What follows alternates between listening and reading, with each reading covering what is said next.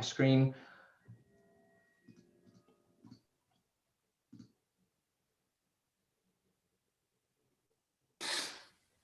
Okay, and this is the last time I'm going to say welcome, but officially once more, welcome everyone. I'm glad you guys joined this morning, and congratulations for making it this far. My screen to the screen finals.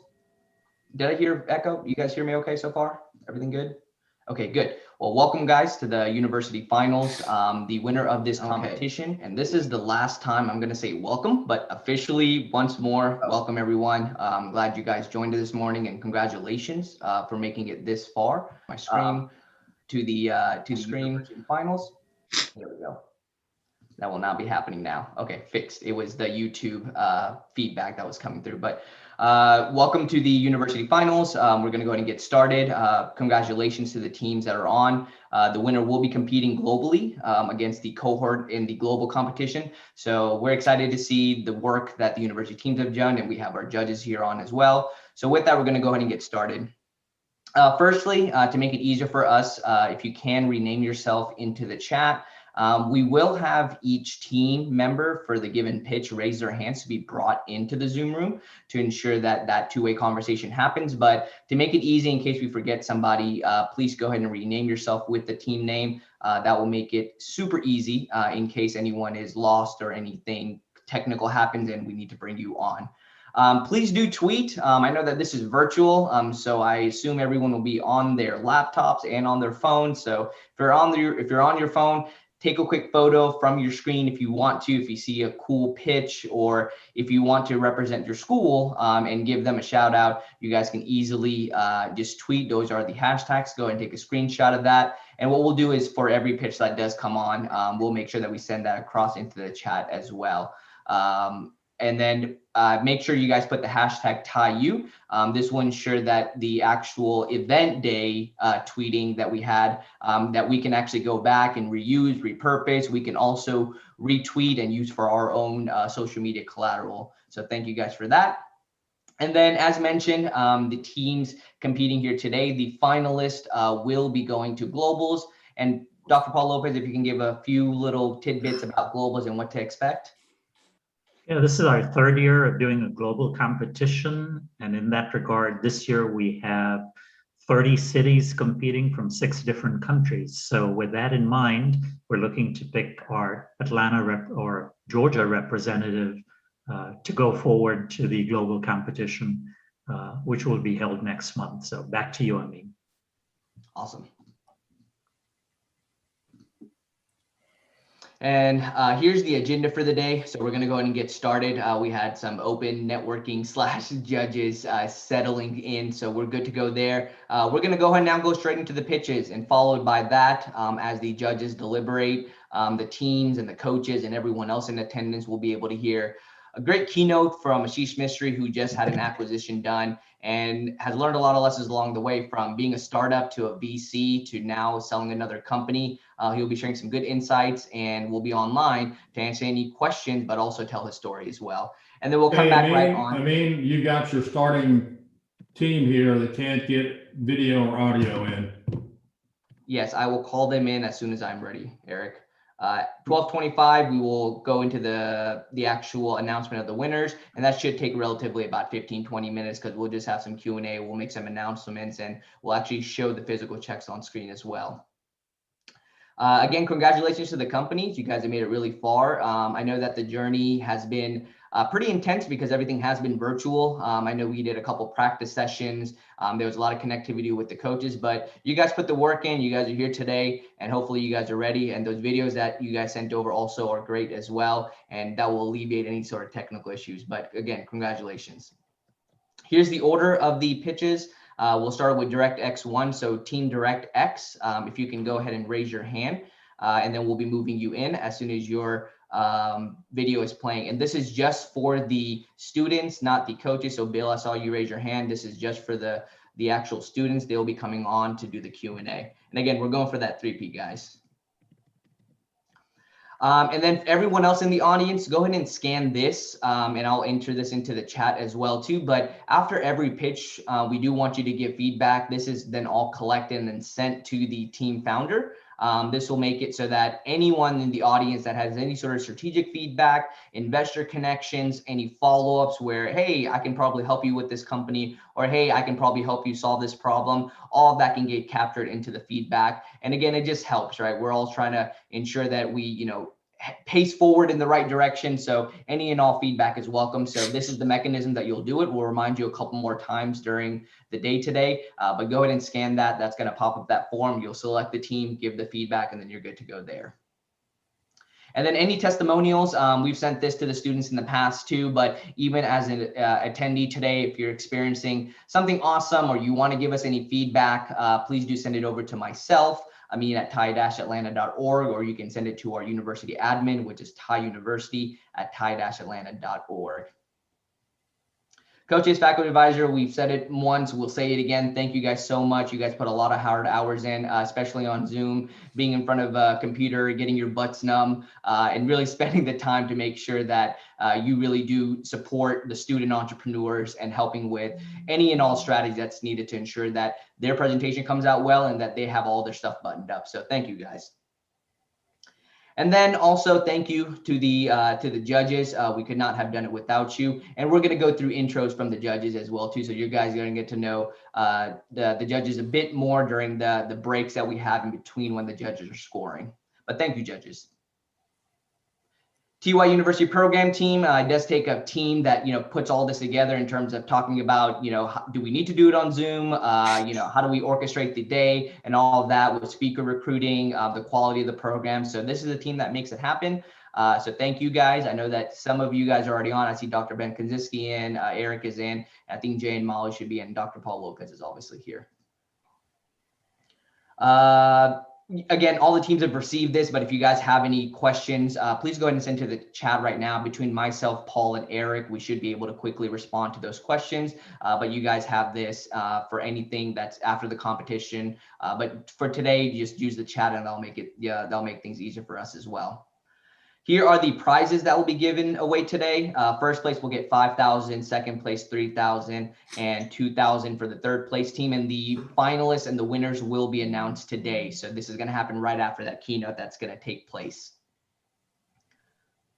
Paul, do you want to speak to this? Sure. And click once more. So these teams, just for anybody who's not been participating for the last couple of months, these teams have done a lot of work. We had a total of 24+ teams. These 8 are the best of the best. And you can see from the top row of items they've been working on with their coaches, with others, et cetera, with their universities. And so I am very pleased to say that irrespective of whether you're a finalist or a semifinalist, all 23 teams, and therefore all 8 teams today, will be afforded $1,000 of Amazon Web Services credits. We will be providing that info to all the teams later. The one team moving forward into the global finals will receive either 5 or 10K of Amazon Web Services credits. So more details coming. And if anybody has any questions about the global program, university@tie.org is the right place to ask. Most importantly, I'll tell you why today is super important. I've told the judges they have a big job.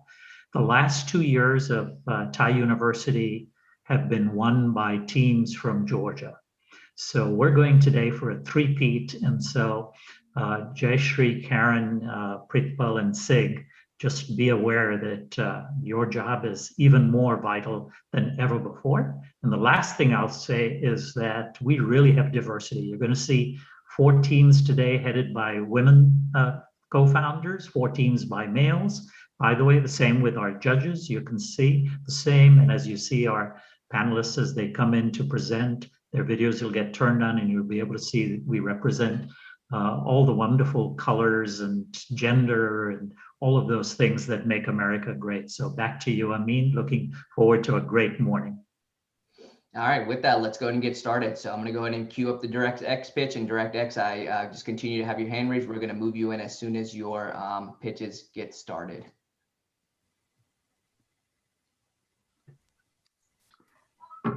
I believe this is Rafaela. So just so you know, we had to switch numbers 1 and 2. It shows life happens.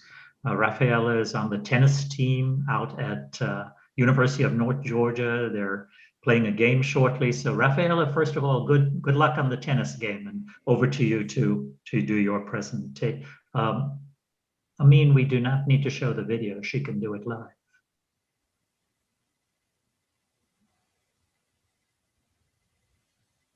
If she is in. The videos are just for insurance purposes, should there be any technical difficulties. There you can see the tennis player. Hello. Hi, Rafaela. Hi. Can you hear me? Yes, and bring your slides up, please, and we're going to spotlight you. I mean, we'll do all the necessary pieces, and you tell us, give us a thumbs up, because you're going to be timed starting when you put your thumb up and turn your slides on. Okay.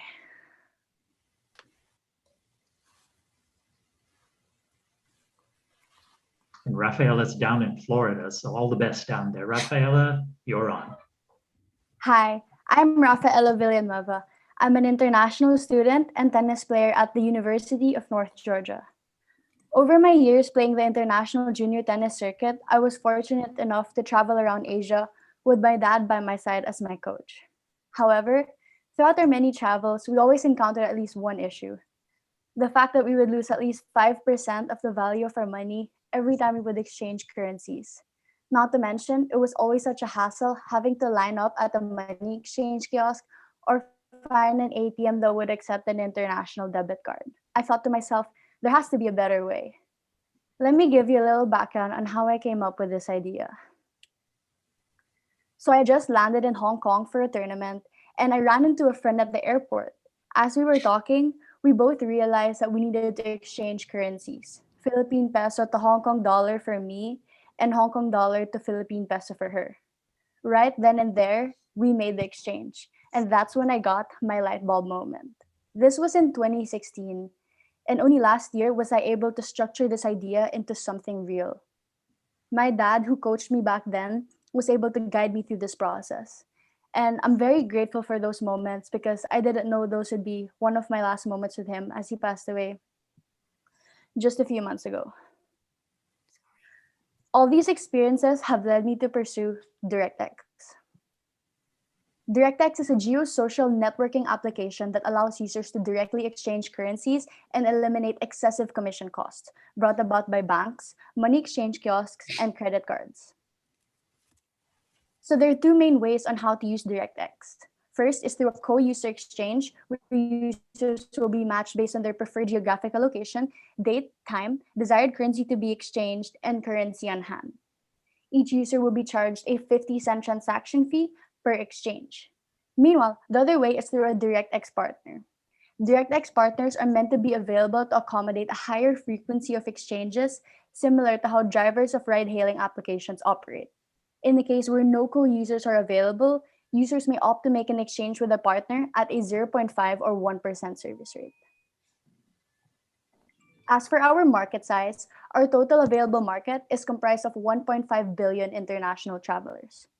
For what I think is available, we have 1.1 billion international travelers. And for what I think is obtainable, we have 11.35 million international travelers. For our serviceable available market, it is comprised of the US international travel market and the supplemental travel market, which is comprised of the top 10 countries that have the most travel relations with the US, namely China, the UK, Germany, France, Italy, Japan, South Korea, India, Australia, and Brazil.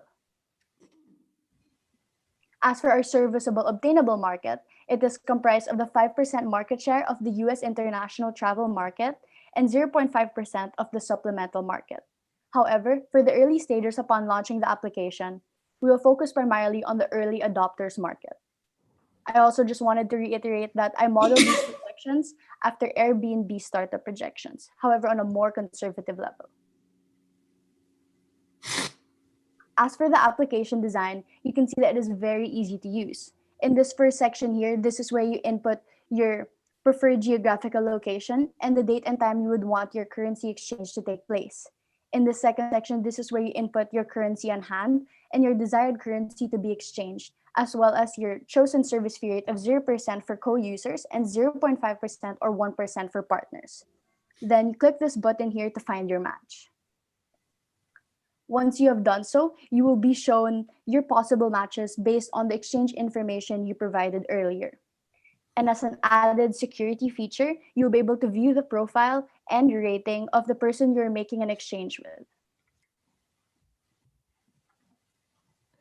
As for our DirectX user revenue model, each user will be charged a 50-cent transaction fee per exchange. Assuming we are able to obtain our target marketing budget, we expect to capture 3.53 million users in our first year and generate a projected revenue of $1.45 million in our first year as well. As for our DirectX partner revenue model, as a marketing promotion, partners will not be charged a transaction fee for the first 2 years upon launching the application. However, starting 2024, DirectX will obtain 10% of the weekly gross commission fees of partners. I just wanted to reiterate that this is a volume-based business, and gaining traction in key cities is our main priority, especially in the early stages upon launching the application. I was also able to get 4.23 million partners, as it is 30% of our target user market share in 2024. And assuming that all 4.23 million partners are able to make at least 20 transactions of $100, this gives them a commission fee of 50 cents and gives us a commission fee of 5 cents, generating a projected revenue of $4.23 million in 2024 for this revenue stream alone.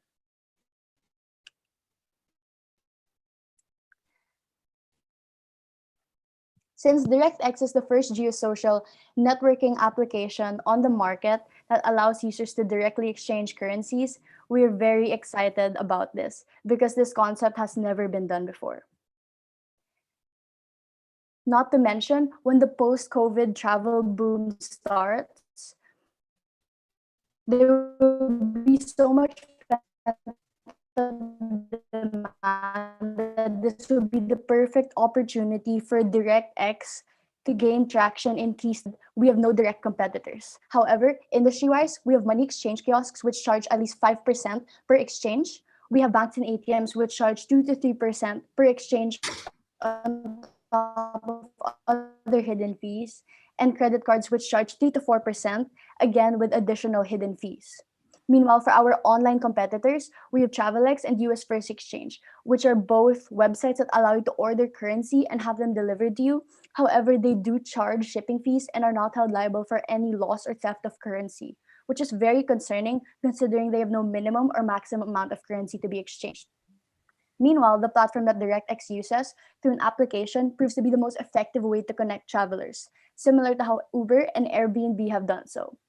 Not to mention, DirectX also has a reasonable minimum amount of $50 and maximum amount of $1,000 in order to ensure safety between our users and partners. Also, DirectX will only filter out recognized meetup spots, again, in order to ensure safety between our partners and users. As for our financial projections, I modeled this after Airbnb startup projections, but on a more conservative level, as we have the same target demographics in acquiring a customer base as they do, which are the early adopters.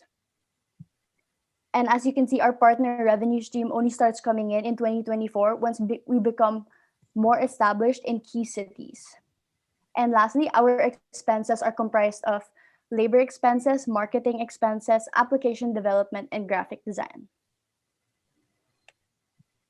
DirectX, change currency, save money. Thank you for your time, and please feel free to ask me any question.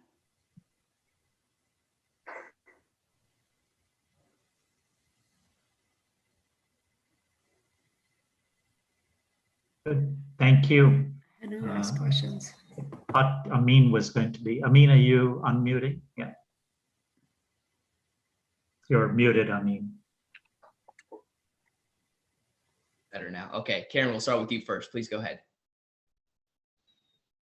And Karen, you're on mute. Well, thank you very much for taking the time and congratulations. I'm sorry to hear about your coach. That's a tough situation. My biggest question is, with the use of e-commerce, with the use of Stripe, you name it, I'm concerned that there just are not enough people using cash, A, and B, convenience factor. Could you just talk a moment about both those issues? Yeah, so in terms of using cash abroad, especially around Asia, when I used to travel a lot as a junior international tennis player, we always use cash, especially in these countries where you would have to buy a bottle of Gatorade in a small store beside the tennis court. And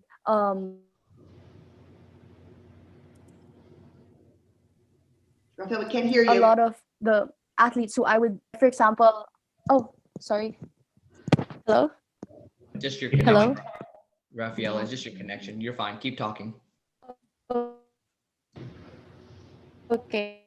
Maybe turn your video off, Rafaela. As for the cash factor, a lot of, okay. Hello? Can you hear me better? Mhm. Yeah, so as for the cash factor, a lot when I used to travel as a junior international tennis player, what a lot of my friends from the Philippines would do who would also travel. For example, there would be a tournament in, let's say, Sri Lanka for 3 weeks, and they would stay for the first 2 weeks, and I would stay in the last week. Once I arrive in Sri Lanka, I exchange my Philippine peso to the Sri Lankan money, and then they would change the Sri Lankan money to Philippine peso because they would be going back home. And I always used to do this with my teammates or people from my country, and this is how I got this idea. And actually, a lot of these countries, for example, whenever people go backpacking or they go for vacations, they're not always going to have there's not always going to be an ATM that would accept an international debit card, especially when you're near the beach or when you're in these remote places. And this is how I came up with this idea. And sorry, your other question, what was that about? Just about the convenience factor. The Okay. and the direct at the airport was so convenient.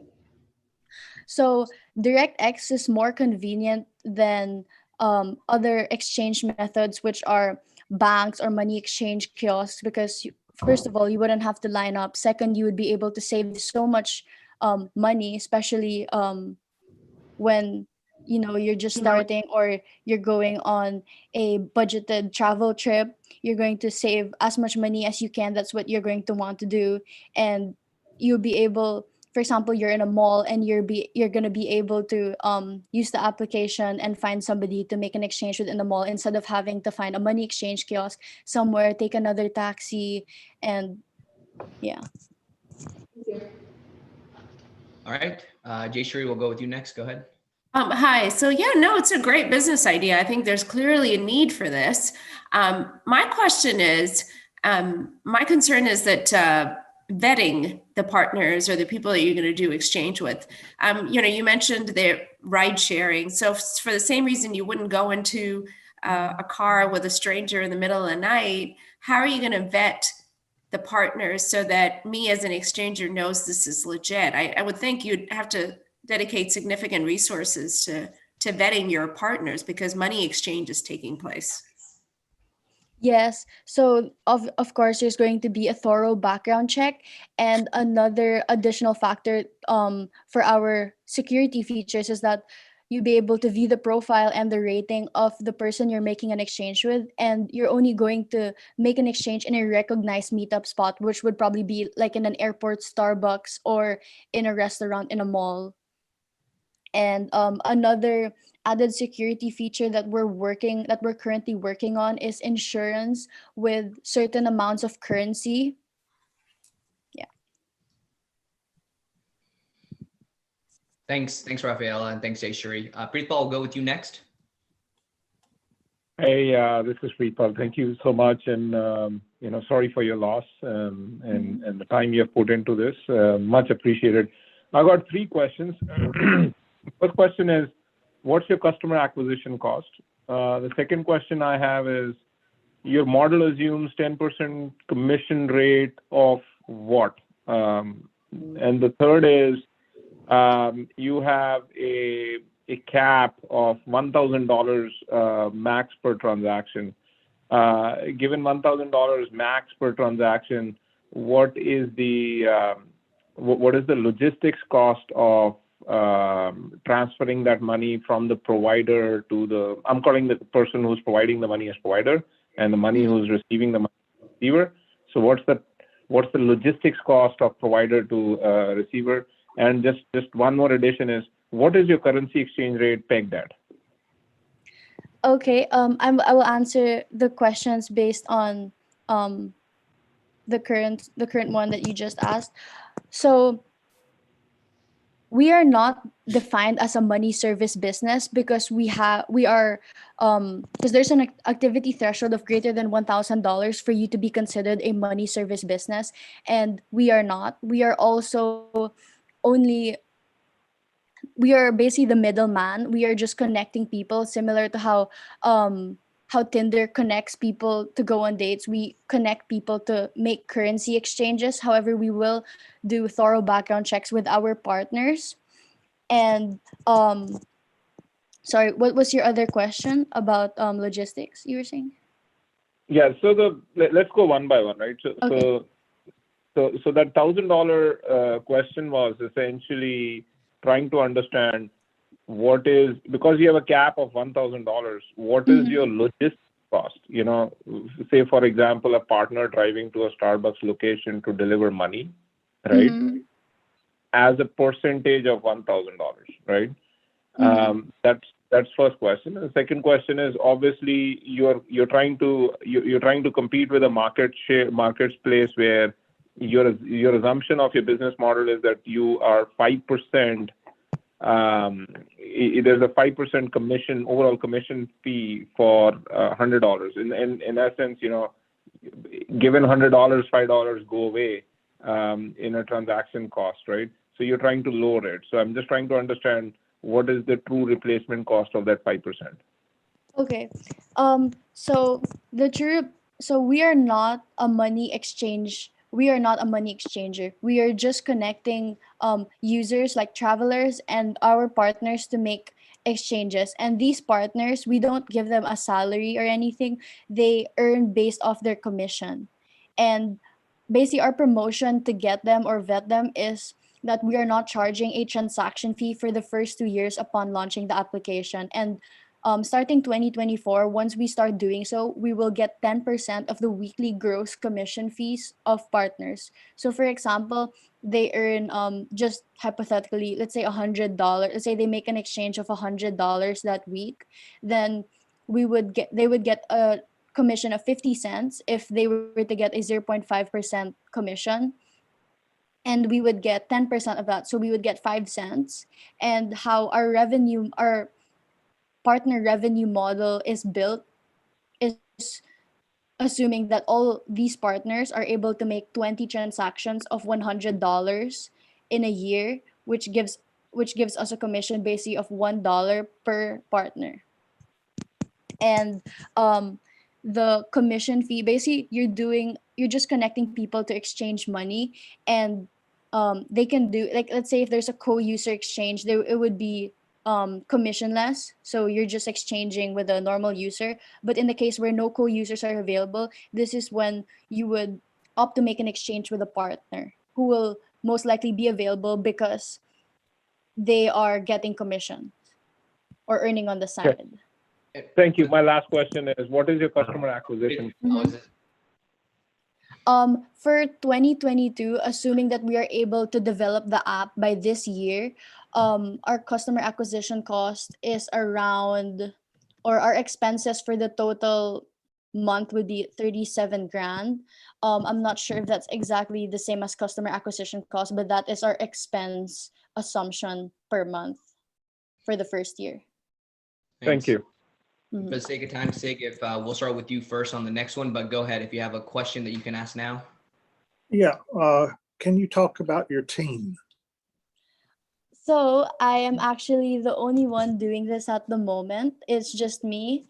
And this was an idea I came up with. My dad and I, who used to travel together, thought of this idea, and I formulated it into something real. However, I do not have any teammates with me, but my advisors are Mr. Bill Mayberry and Harry Vasavada from TiE-U. Okay, thank you. Thanks, Rafaela. Thanks, guys. And we're gonna try to maybe do like two questions per judge, just to keep it going. And then we'll come back around if there's more time remaining. But Rafaela, thank you so much. We're gonna go ahead and move you back into the main. Just before you do that, I mean, Rafaela, turn your video back on all for 20 seconds. Somebody wants to take some pictures, go to gallery view, Pradeep, and hopefully this is the time where she's in a hotel ready to go out and do a tennis match. So all the best. I'm not sure if you have a rain delay or not. Yeah. And judges, please start your Thank you. scoring. Okay, so hopefully the judges can do that. Rafael, all the best. Team AirMed, please get ready. Raise your hands. And Amin, back to you. Thanks. All right. So while we wait for the judges to quickly score, just going to show you a quick little video about TiE Atlanta because, you guys are now officially at the end of this competition. The students are all going to be members with TiE Atlanta. So I just wanted to give you guys what's in store for each of you as you guys become a member. TiE Atlanta provides mentoring, education, funding, and access to up-and-coming entrepreneurs to late-stage companies that are getting ready to exit. From our award-winning youth program for middle school, high school, and university students, to our investment arm, TiE Atlanta Angels, the fastest-growing angel investment group in the Southeast, to our growth stage program, Council of Board Advisors, each program meets the entrepreneur where they are. Our events such as the monthly meetings to workshops to the annual TiECon Atlanta conference, TiE Atlanta offers something for everyone in their entrepreneurial journey. We are a part of the TiE Global Network, the largest entrepreneur organization in the world, with 15,000 members in 61 chapters across 14 countries. TiE is the place to be for mentoring, education, and networking for entrepreneurs in all stages and industries. Welcome to TiE Atlanta. All right, so I lied. That wasn't the last time we say welcome. So officially at the end of this, welcome to TiE Atlanta. But hopefully you guys get a good taste of what we have to offer. This university program is just a piece of what we do. There's a lot of professional activities, connection with entrepreneurs. Tell you a little bit more about that. And we have our next team member or next company, JNU Thomas with AirMed on. Judges, I believe you guys are just wrapped up. And Paul, if you can give me the thumbs up, then we can go ahead and get started. Janu, if you want to go ahead and at least get your screen. I believe Sig and Pritpal are done, Jayashree, and not Karen's done. Jayashree, waiting on your score, please. This is typically, and like I said, you can always do post-event comments through a different scorecard. So Jayashree, we're waiting on you so you can listen. And then for everyone that's in the attendee room, Dr. Paul Lopez did send a link for you guys to give feedback. So if you guys want to give any feedback for Rafaela, anything strategic, anything that can help her presentation or even help with some of the judges' questions, please go ahead and do that. Super helpful. We are good to go. All right, Janu. Janu, you have 10 minutes. As soon as you start talking, we'll start the timer. Okay, perfect. Good morning. My name is JNU Thomas Richardson, and my company is AirMed Nano Inhalations. Our primary focus is on creating economical and efficient drug delivery mechanisms and medical treatments. We've created an inhalation nanodroplet technology that, when used in combination with our novel drug complexes, it increases their targeting efficiency. We have currently fitted this same technology to work with our coronavirus treatment, but it can also be used with our other drug complexes for pulmonary diseases like tuberculosis and lung cancer, and neurological diseases like Alzheimer's and MS. Our nanodroplet technology works by creating extremely small particle sizes that are able to penetrate deep within the lungs where the diseased area is at. When combined with our COVID composition, which uses a multifaceted approach against the COVID virus, it is able to aid in the disruption of the surface proteins around COVID and therefore deactivate the virus altogether. The current dosing and side effects for this technique are understood by the scientific and medical communities, and our materials are both economical and readily available. Like I mentioned previously, our cost-effective approach can be adapted to our other novel drug complexes like for tuberculosis and lung cancer, and these complexes have been tested by the National Institute of Health. We've received data from 2 hospitals that illustrated our direct application to the viral load in the lungs work to effectively treat their coronavirus patients.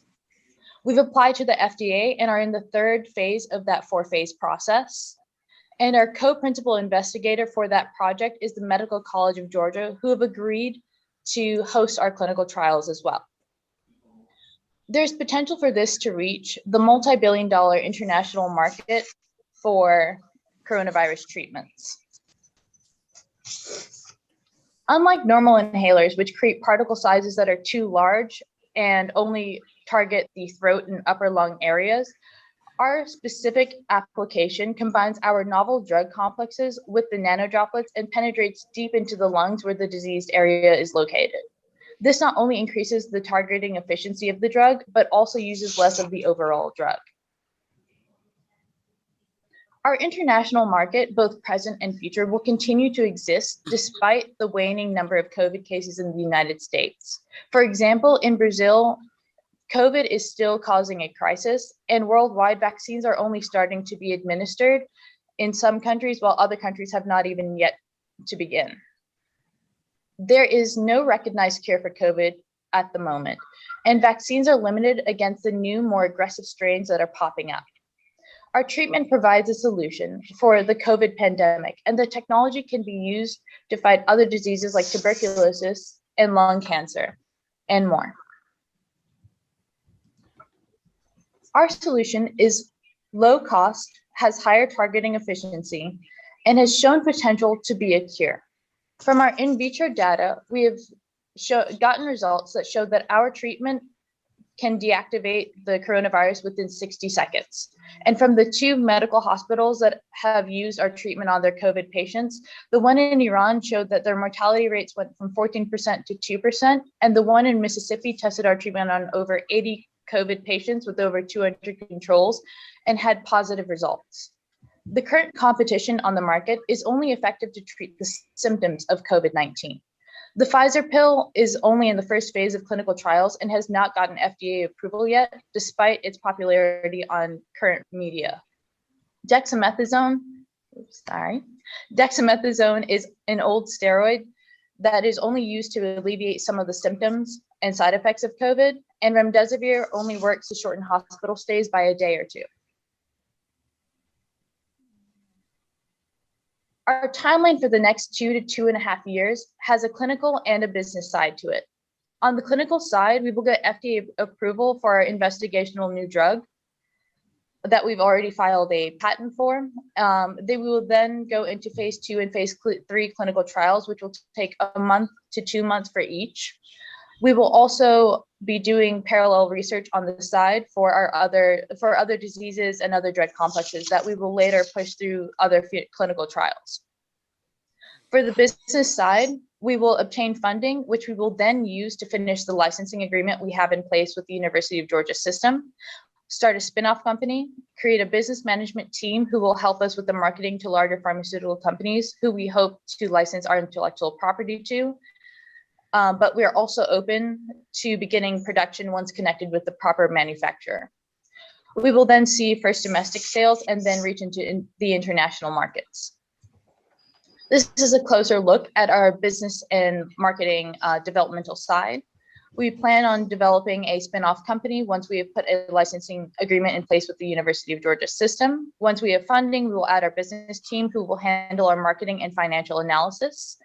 We aim to license or lease our intellectual property to a pharmaceutical company.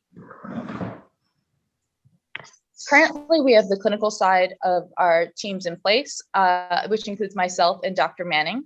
I started research with Dr. Manning 3 years ago, and we were primarily focused on an inhalation drug delivery mechanism for tuberculosis that we've adapted to our COVID treatment when we had to pivot in this past year when the pandemic hit us.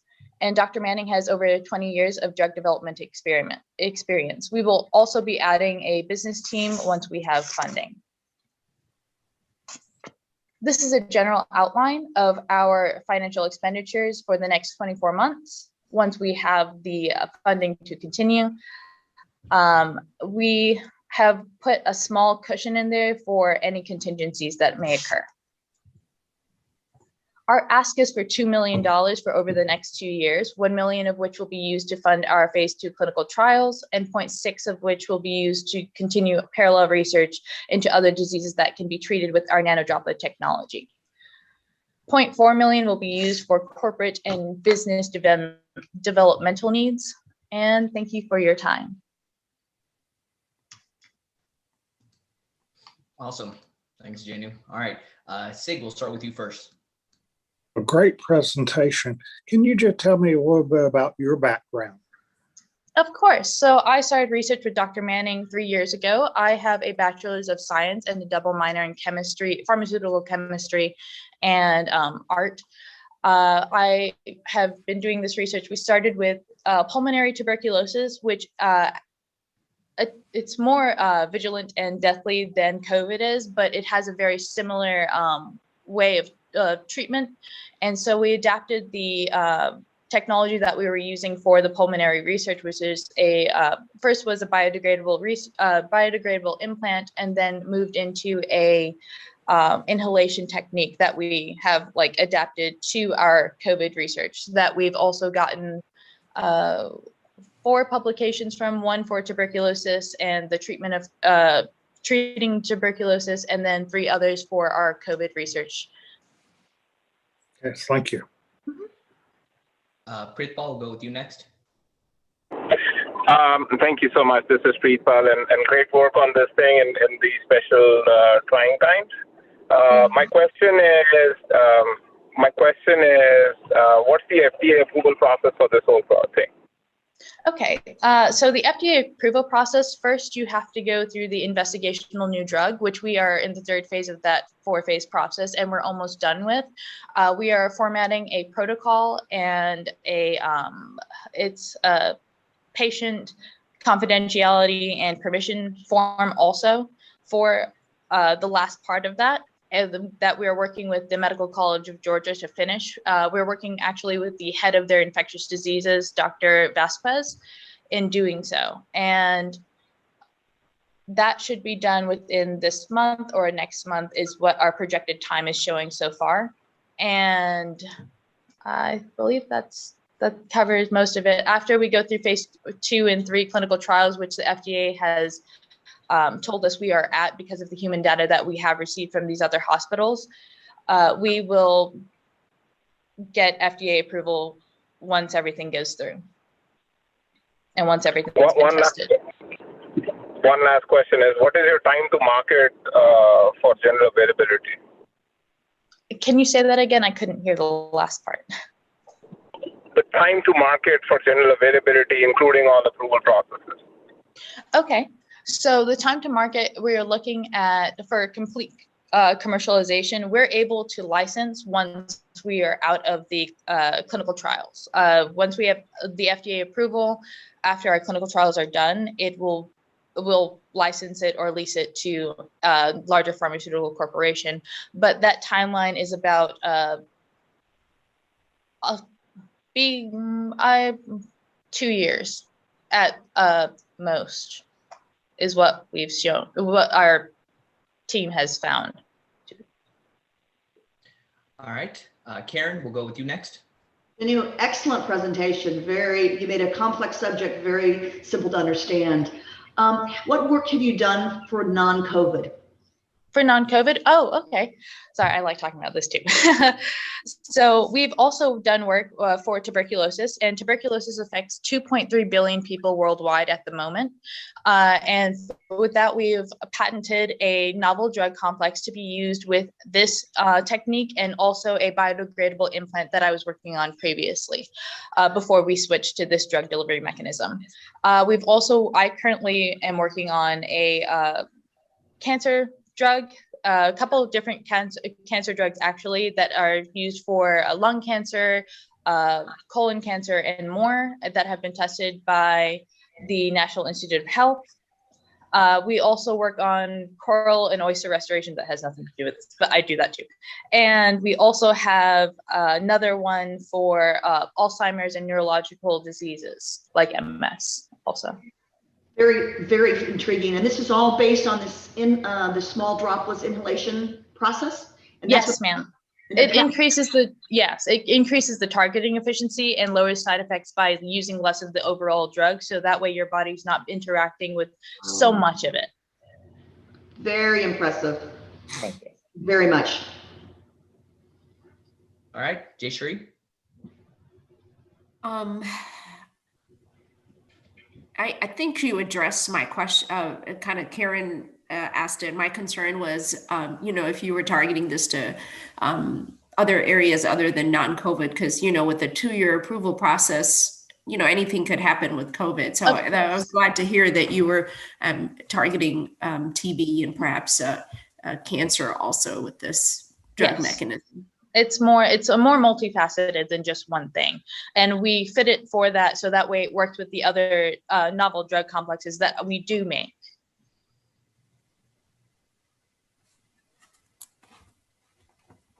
So do I have a second for one more? You do? Sure, go ahead. Thank you. So I've read a little bit about the small droplet from some other companies, and I'm not very well versed in delivery. Are there some other companies that are doing small droplets type of medication? And if so, can you talk about that just for a minute? Of course. So nebulizers and other inhalation devices that are currently on the market do not create small enough particles in order to reach such deep parts of the lungs. They create small droplets, but it's not small enough, is what I should say. We're able to obtain that certain particle size in order for it to actually reach the parts that have the diseases in them. Wow, very impressive. Thank you. And if I could touch back on Mr. Mosley was asking about my background, I talked about the publications that were accepted by different journals. One of them was the Medical Journal Brazil. One of them was the Pharmaceutical Journal Drug Discovery Today, which also became a featured article on the World Health Organization website. And we also had one with Open Science. Very cool. And my assumption, Janu, is that this is, how many years are you away from graduation? I've graduated. I am doing this during my gap year before medical school. Gotcha. And you're prepared to give that up to go forward on this or do it in parallel? I will be doing it in parallel. I don't want to give this up at all. But yeah, I will continue on this project, yes. Very impressive. Awesome. All right, Janu, thank you so much. We're going to move you back into the main room, so stick on by. Thanks so much. And judges, please fill out the judging scorecard. And with that, while we wait, we will go ahead and introduce officially one of our judges, Karen, via video that's been created. So here we go. The executive chairman at OnJev, Ms. Karen Robinson Cope, is an accomplished entrepreneur and chief executive officer of 4 high-growth technology and media industry companies. She is an experienced board member of private, public, and non-profit organizations, including Mission Hope, Fertility Authority, Himalayan Children's Charities, ACG Atlanta, and Opportunity International. Ms. Cope is a prolific fundraiser, attaining over $100 million in angel, venture, and private equity funding. She is a recipient of local and international awards on entrepreneurship and women's leadership, including Woman of the Year in Technology 2000 from the Atlanta-based organization Women in Technology, and Wireless Weekly's list of top 20 women in the wireless industry. She is a frequent speaker at both the regional and national levels, and she has spoken at MIT, Georgia Tech, Harvard, and Emory universities. She is a protege of the Committee of 200, a premier women's leadership organization. Ms. Cope is the founder of Atlanta Council of Both Advisors, a TiE Atlanta pillar, and is an active mentor for women and entrepreneurs. Thank you, Karen, for being a judge. Nice. All right.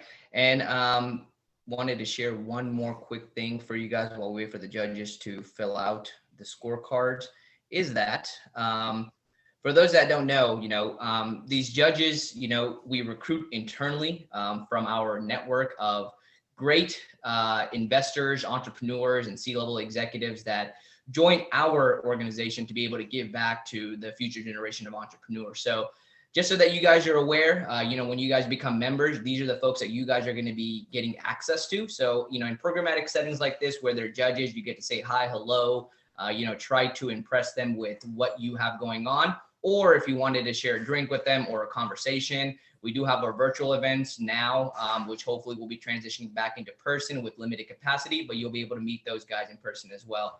But to the charter members that are on the call and on the judging panel, thank you guys. You guys do a lot for the community. And the biggest thing that the charter members provide is that it's the mentorship, right? Is that they want to be a part of the organization to give back. So thank you guys. This gives you guys a breakdown of who they are and the value that they provide. And I think, Paul, we should be ready to go for the next team. We are. Awesome. Okay. Next team member, Vishwa. Should have 2 members. Yep. Vishwa, I know, is in now.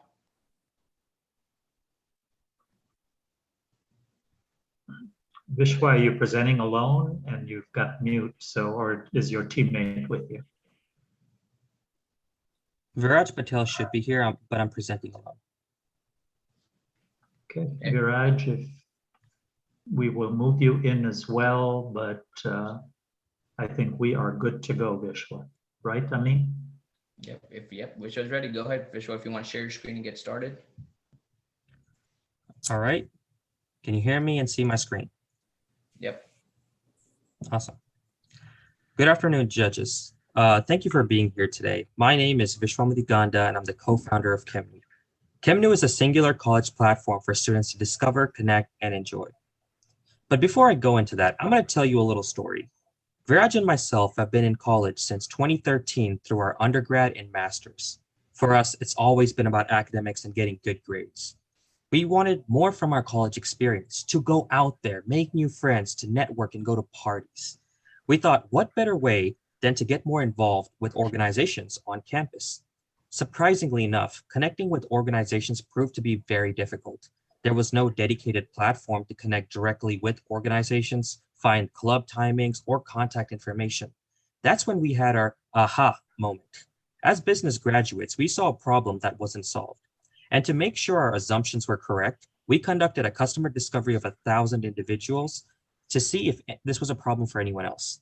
Turns out 8 out of 10 college clubs are having difficulty managing members, funds, logistics for their hosted events. And 10 out of 10 college presidents are having trouble with increasing student memberships and monthly attendance to club meetings on campus. But we didn't stop there. We did our 3rd layer of due diligence of researching the market. There has been a 50% decline in student engagement with college organizations since 2016. And this data was collected before the pandemic, which now the numbers are staggeringly low. As part of our customer discovery, we asked college organizations, what are some solutions you're using today? And their answer can be broken down into 3 categories. So I split them up into 4 quadrants using a basic Business 101 graph, the horizontal axis being effectiveness and vertical axis being engagement. There are chat-based platforms such as Instagram, Twitter, and GroupMe. They have engagement, but they're cluttered, spammy, and event information is easily lost in those chat messages. There's event-based platforms such as Meetup and Eventbrite that cater to a different generation. Due to this, those platforms are ineffective and there's no engagement for college students. And then there's college networking platforms such as Handshake and LinkedIn. These are great for seeking jobs and finding alumni, but it doesn't provide engagement. And then there's Campus Labs, which is an enterprise solution that uses basic CSS and acts as a digital flyer. It lacks depth and it does not engage students, which leaves us with the first quadrant of this graph, where there's an untapped market potential for a solution to be both engaging and effective to improve the college experience. Now let's find out how big that market is. According to IBIS World, educational institutions are spending on an average of $107 per student for their campus experience. They are wasting their money. I know this for a fact because the engagement rates have fallen 50%, as I showed earlier. Georgia alone spent $36 million and up to $21 billion globally. This money can be put to better use. Colleges are aware of this problem and they can't wait to throw money at an innovative solution. So now we understand the problem, we know the competitors, we see market potential. Viraj and I saw an opportunity to build something here. Viraj is excellent at technology and building apps. I'm good at business and sales. We pulled together a powerful team and we launched TiE-U, the ultimate singular college platform that brings students, organizations, and local businesses together. All the events hosted are exclusive to educational institutions. So for example, if you're from Georgia Tech, you only see Georgia Tech events. So we solved that problem that colleges were facing with student clubs and students having the engagement in one tool. To add some whipped cream to this beautiful milkshake, we designed an innovative concept to improve engagement. The amazing part is that it works. Our gamification feature tracks student participation within events.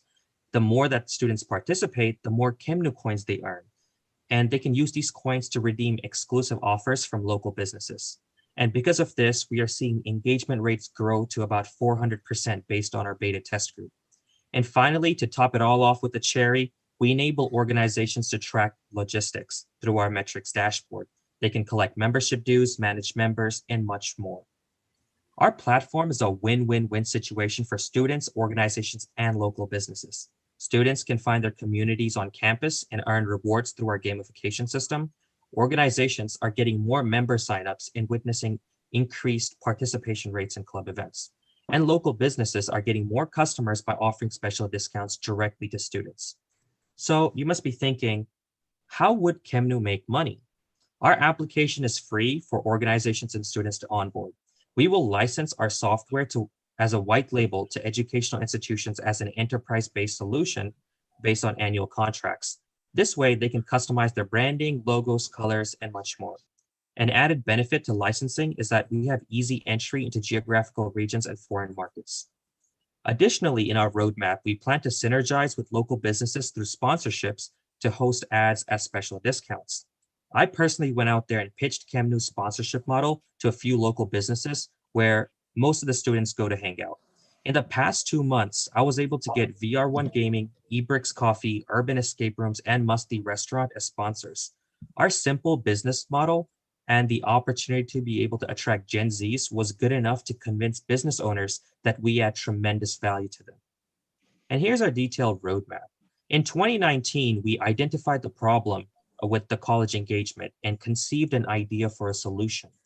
We continuously did customer discovery and we built our minimum viable product and beta tested with Georgia State University.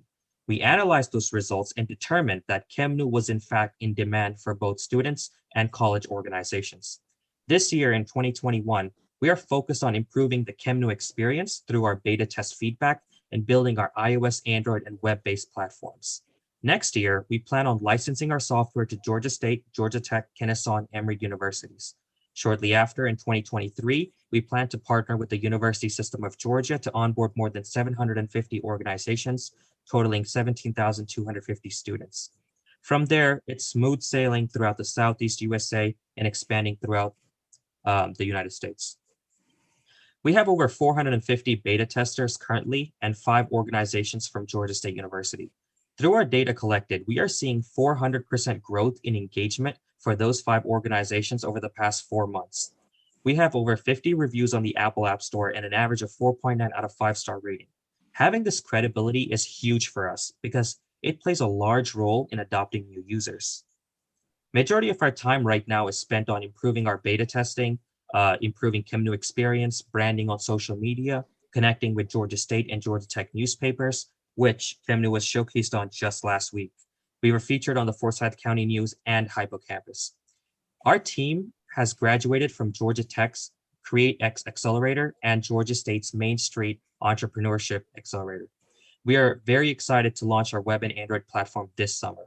Once we launch, we will do campus guerrilla marketing, directly educating students and organizations about TiE-U. We will partner with local businesses, maintain strong online presence, and automate the licensing deals through our website. So this way, any educational institution anywhere can directly sign up to use our services instantly. Coming to our core financials, our revenue comes directly from those licensing deals with the educational institutions. As we onboard more universities over the next few years, our revenue reflects proportionally. Our expenses are primarily comprised of marketing, development, sales, cloud computing, and legal costs.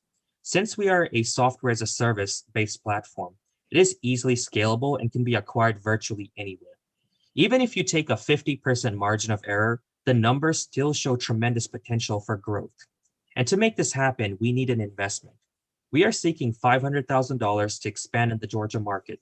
The funds will be used primarily for development, marketing, cloud, sales, and legal. These funds will be used for a 2-year burn rate. Our goal is to capture 5% of the Georgia market, which will yield a $1.8 million return on investment. All of our success would not be possible without our amazing team. We are students and graduates who've lived through the problem and understand it. We are a talented team of software engineers, database architects, UI UX designers, professional marketing, product managers, and businessmen. We have a strong board of advisors guiding us in the right direction. I'm Vishwamati Ganda, the CTO. I did my BBA at Georgia State University and pursued product management at Cornell University. I worked at AT&T for 3 years as a product manager, leading SaaS teams to revolutionize some of the internal business processes and saved over $25 million. My partner, Viraj Patel, the CEO, did his bachelor's at University of Georgia, MBA at Georgia State University. He's worked at top tier consulting firms for the past 3 years, and he's helped motivate the team push along the way. Our mission is to become the go-to platform for colleges and help rebuild campus life after the pandemic. Feel free to scan the QR code with your smartphone camera and test drive our application. Thank you for listening. I'm now happy to take any questions. Great job. I'm glad to see this this new revised presentation, Vishwa, by the way. So congratulations. Jayshree, we'll start with you first. Yeah, so can you talk about how you license this to colleges? Like, what's the cost, the pricing? Is it based on number of students, number of clubs? Absolutely. So this is based on the size of the number of students and organizations within a university. You have community colleges who have less than 500 organizations, anywhere between 200, 300. For them, it would cost about $10,000 per month. Annual contracts of $120,000 annually. And for large scale universities such as Georgia State, Georgia Tech, which have over 500 to 700 organizations, it would be from $15,000 to $17,000 a month based on annual contracts. Thank you. Sure. Karen, go ahead. We'll go with you next. Wow, really impressive presentation. So describe a little bit about, this feels almost like a next door for college students, other than it's gotten a little bit more of the events. Talk to me a little bit about what lessons you've learned from them, or who you're, what would be a company that you think you're emulating? Sure. So this is a combination of a couple different companies. To think about Instagram as a way to go out there posting stories and things like that, but instead taking the chat feature and connecting it to events from Meetup, for example. So meetup.com hosts events, but they don't enable the chatting feature to personalize before you get into that event. If there's any situations where the meeting needs to be canceled and notify everybody, it's very easy to do it on Chemnu through a simple chat message and targeted notifications that no other platform currently does. And we have this gamification feature that really is very innovative in this concept, because we did customer discovery from a student's perspective. Colleges have been using platforms that have been very, from a college perspective, what they think the students want, but that hasn't been working. As you've seen, the engagement rates have been dropping. So coming from a student's perspective, it can really change the way we can transform college experience. Really, again, well thought out plan. Thank you. Thank you. Sig? Have you looked at other companies who have tried to do that in the past and have not succeeded? Yes, I think the problem here was they probably didn't conduct well enough customer discovery We've seen other applications who've tried similar things, but they've gone down the social media path. We are not a social media platform. We are more of connecting students and organizations together. There's no posting of stories. There's no posting pictures. It's just you see an event that you really like, and you can, with machine learning and data, we can target specific events catered to you that you are really passionate to learn about, like photography, for example, or business. Those events is what you'll see on your feed, and you can easily join those events and jump into a group chat only for that event. And 24 hours after the event is over, the group chat is completely deleted. So this way, it makes the students want to go back and do more events and continuously grow their network on campus. Other companies that we've seen, they've always been just stuck at the idea phase. They've made some basic apps, but they've never really developed it or took that next step that we've seen. So why now? Why is now the right time? Absolutely. The pandemic being one of the biggest reasons. Student engagement has plummeted. Students are constantly complaining that why am I paying so much for college where I'm sitting on Zoom classes and not being able to network with some of the amazing other students in the university. And because of this constantly happening throughout the pandemic, it's caused growing concerns for the university that students are dropping out. They're not coming to this college because they're not getting that experience. And ChemNu is solving that problem for them. Okay, thank you. Absolutely. Preetpal? Preetpal's having some technical issues. Did Jayashree go yet? I did. Okay, Can I ask one more? sure. So what measures are you doing to incorporate security features? Again, I know that many of the social media platforms have dealt with that, but if you're saying, hey, I'm going to be here and we don't know who is saying, I'll meet you there. What are we doing to make sure we've got the secure program? I understand. So there are two things we do. One is you have to submit a live selfie when you're onboarding onto the platform for the first time. We verify that you're an authentic person. And then the second thing is only the organizations can post events. So in order for organizations to post events, they have to be verified through the .edu email. And once they're officially on the platform, only they can host events and students can just view them and join those events and group chats. Thank you.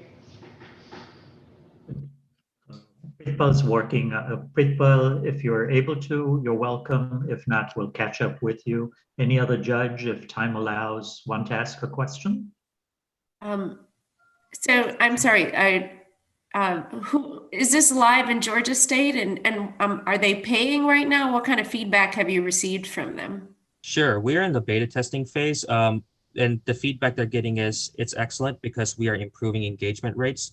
Right now, it's only 5 organizations from state, but we plan to scale to about 50 organizations by the end of fall this year. And next year, we plan to use that data and leverage the metrics to license a deal with them. Okay. I will ask the audience members. It's great to get feedback. So far, we've not seen any, so go back and chat. And I know this is the third team presenting. So back to you, Amin, in terms of timekeeping. We have a good amount of time left. So with that, judges, we can please go ahead and score. And I will go ahead and do our intro video for our second judge, Jayashree. So everyone else enjoy while the judges get their scorecards filled out. Again, hopefully you guys are seeing the quality of the network through some of these videos as well for the entrepreneurs. So here we go. Ms. Jayashree North founded Conservation Mart in 2008. A one-stop shop, the company specializes in energy and water efficiency products and weatherization supplies, offering solutions to businesses, state and local governments, contractors, as well as individuals for their needs. Among the company's over 3,000 offerings are conservation kits, lighting solutions, energy and water savers, HVAC, and others. Not only does Conservation Mart work to deliver conservation technologies to help reduce commercial and residential energy and water use, It also educates stakeholders on the benefits of energy and water efficiency. Prior to starting Conservation Mart, Ms. North has served as an e-commerce manager at riderfleetproducts.com and has also worked with Broad Vision and Oracle, among others. Awesome. And thank you, Jay Sharif, for joining us today. As Paul mentioned, please go ahead and fill out the feedback. Again, it's very important. It takes a quick second, just scan it or go into the chat. The link is there. Any feedback that you can share, again, is very valuable for the teams, and they also will appreciate it once they get that download after this competition. One more thing to mention today is that if you're looking to get access to, just some great content about building a company, from what it takes to raise capital to managing a Theme 2 crisis, you guys can go to our YouTube channel where we've actually curated a lot of videos, a lot of panels from folks that have been there, done that. So now with things being virtual, you can actually have this in your pocket, listen to it on a flight to somewhere, or if you're not driving, you can plug in your headphones and listen to some of this content. Very valuable, and also gets you to know who some of the ecosystem players are that are also building here in Atlanta. So go to our YouTube. If you just type in TiE Atlanta on YouTube, you can easily subscribe to it. We're looking to build up that subscriber base as well too. So for anyone that's joining today, please do take a moment, subscribe. We do post not only these content-oriented videos, but a lot of hype videos as well too, and about announcements with new programs as well, which we'll get to later on in the day. And the next team is gonna be Q's. If you're ready, Q's, if you can please raise your hand into the attendee. Great. We're gonna go ahead and move you in.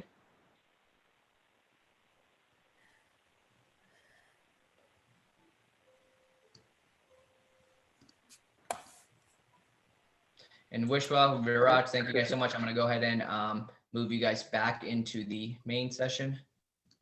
Thank you so much. Thank you. This was not intentional. Random.org put 2 women teams first, 2 male teams next, and I think it's whatever random has chosen to do, make life far more equal than ever before. So I think this one just has Sam presenting on behalf of Q's. Yep, that's very Yes, Paul, can you hear me? Yes, we can. Thank you. When you're ready to turn your video on later when you ask questions. Great. Okay, Amin, back to you. Okay, Samuel, if you can go ahead and share your screen. Yep, let me just get my slides up. Can you guys hear me all right? Yep, we can hear you just fine. Perfect. All right, let's share screen. And Paul, I assume the judges are good to go. They're ready? Yep. Good. Okay. Samuel, as soon as you start talking, we'll go ahead and start the timer.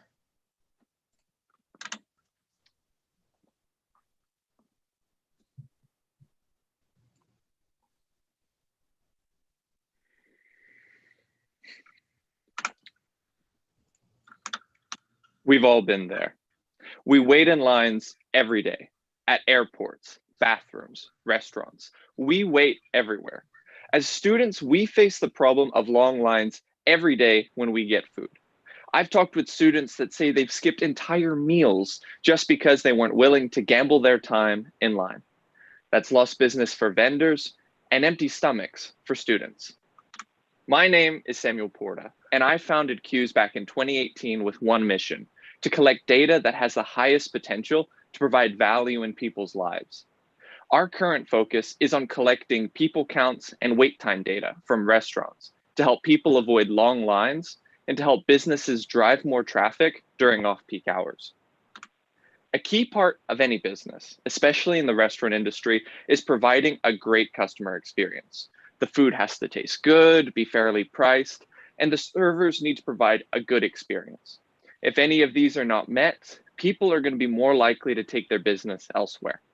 One major problem restaurants are currently struggling with is the bad experience created by long lines. Many fast food locations can take 30 minutes plus to get food in busy areas or at peak times. The issue here is that there isn't currently a convenient, or more importantly, accurate way to see how busy a dining line is. The best we have is a rough approximation from Google that says busy or not busy. which isn't specific enough to be of value. The main option we have is to walk to the restaurant and see for ourselves. However, many customers arrive only to see a massive line and end up leaving frustrated that they wasted their time. These frustrations not only lead to a single lost sale, but have the potential to lose a customer completely. At CUES, we provide a three-part solution to the problem of long lines. First, we accurately collect and store how long a line is with our CUES Vision sensors. Second, this data is made available to dining customers through our CUES app to enable them to plan their trip around when the dining lines are the shortest. And third, we make this data available to our dining providers through our CUES dashboard. Our dashboard provides clear insights to help businesses optimize their staffing, to reduce wage expenses during low traffic, and keep maintainable wait times during peak hours. We have working MVPs for our CUES Vision sensors, API, dashboard, and mobile apps. We will be starting our first major deployment in a paid contract with Georgia Tech Dining this coming fall 2021 semester. With this contract, we will be working to further improve our dashboard, provide advanced analytics, and refine our wait time algorithm. Now let's talk defensibility. Most competitors in the space are focused on analytics exclusively for businesses, with capacity counting sensors at the door, like the company Density.io. Other competitors use invasive technologies that collect personally identifiable data, like the company Deep North. We differentiate from these competitors in two ways. First is technology. Our CUES Vision sensors can do everything that our competitors' sensors can do, but our CUES Vision algorithm can do more, like distinguishing between people in or not in line, calculate precise wait times, and differentiate between employees and customers. Algorithms capable of doing these feats do not currently exist, which gives us a major advantage over traditional data collection companies. Our technology advantage also extends to our focus on providing our data to the public through the CUES app. The majority of smartphone users are very selective in the mobile apps they will download. By having the early go-to-market advantage with our mobile app, competitors will struggle years later if they attempt to copy our business model, as our scale and app value will provide individuals with little incentive to download a weaker competitor's app. Our second advantage is privacy. All of our data is collected in a way that fully protects individuals' privacy. And given the global market trend for increased demand in consumer privacy, we will have an edge over competitors that do not address these concerns. Now let's talk strategy. At CUES, our go-to-market strategy is what we call the inward-outward approach. We start by securing a college campus near a major city or population hub. Every college we target has huge demand from students wanting to know how long the lines are, which provides us with up to 30,000 users on the CUES app. And with this strong local user base of students who are regularly looking for a place to eat, we are able to leverage this demand to sell subscriptions to local restaurants. With every new location added to our app, we improve the value of the CUES app, which encourages more users to use CUES, which in turn makes our app more valuable to restaurants, creating a viral feedback loop to help us further scale. With this strategy, we expect to have 1 campus and 55 restaurants in 2022, 3 campuses and 691 restaurants in 2023, and 25 campuses with a surrounding 6,875 restaurants in 2024. Looking at the financials, we expect to charge $2,500 per year for each CUES Vision sensor we have installed. Each unit currently costs $400 to manufacture, with an additional $300 yearly cost for data transfer. For 2022, we expect to deploy 80 of these sensors, bringing in $200,000 in revenue.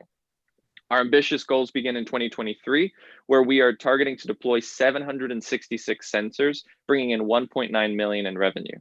And with this increase in revenue, our focus is going to be on growing our sales team, so that in 2024, we can have a total of 7,500 sensors deployed, bringing in $18.6 million in revenue.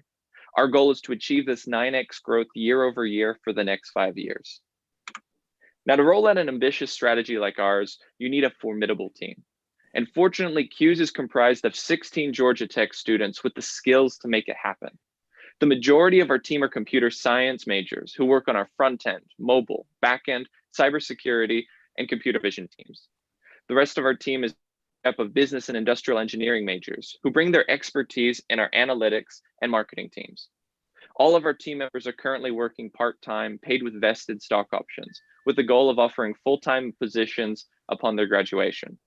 We also have great mentors like Garrett Langley, CEO of Flock Safety, and Corey Hewitt, CEO of Gimme Vending, who provide invaluable input as we roll out our strategy. Since our founding in 2018, we have received $20,000 as an initial investment to get started. In 2020, we won the Georgia Tech and Venture Prize, which provided us with an additional $20,000 to continue building queues. And from winning the Venture Prize, we were able to receive an additional $4,000, participating in the first virtual CreateX Summer Accelerator program. To help make these financial goals a reality, we need to expand our sales and development teams to handle the increased workload brought on by our goals. With a $500,000 investment for 10% equity, we are going to spend 50% on development, 40% on sales and marketing, and 10% on IP protection. With this investment in hand and constantly reinvesting our revenues from sales, we will be on track to achieve 9x growth for the next 5 years. This rapid growth will be critically important in giving us an edge to be the first mobile app providing this service, allowing for us to build a strong name brand of queues, and thus be in a much stronger position to handle competitors that look to enter the space. Data has the power to fundamentally change how we live our lives for the better. To wrap up, I'm going to tell you a quick. I remember growing up and taking road trips with my family and having to unfold a giant paper map in the backseat of the car to navigate. I remember profoundly years later the first road trip we ever took using a GPS. Today, not only can we automatically find the shortest routes on our phones with apps like Waze and Google Maps, but with traffic data, we can find the shortest possible routes.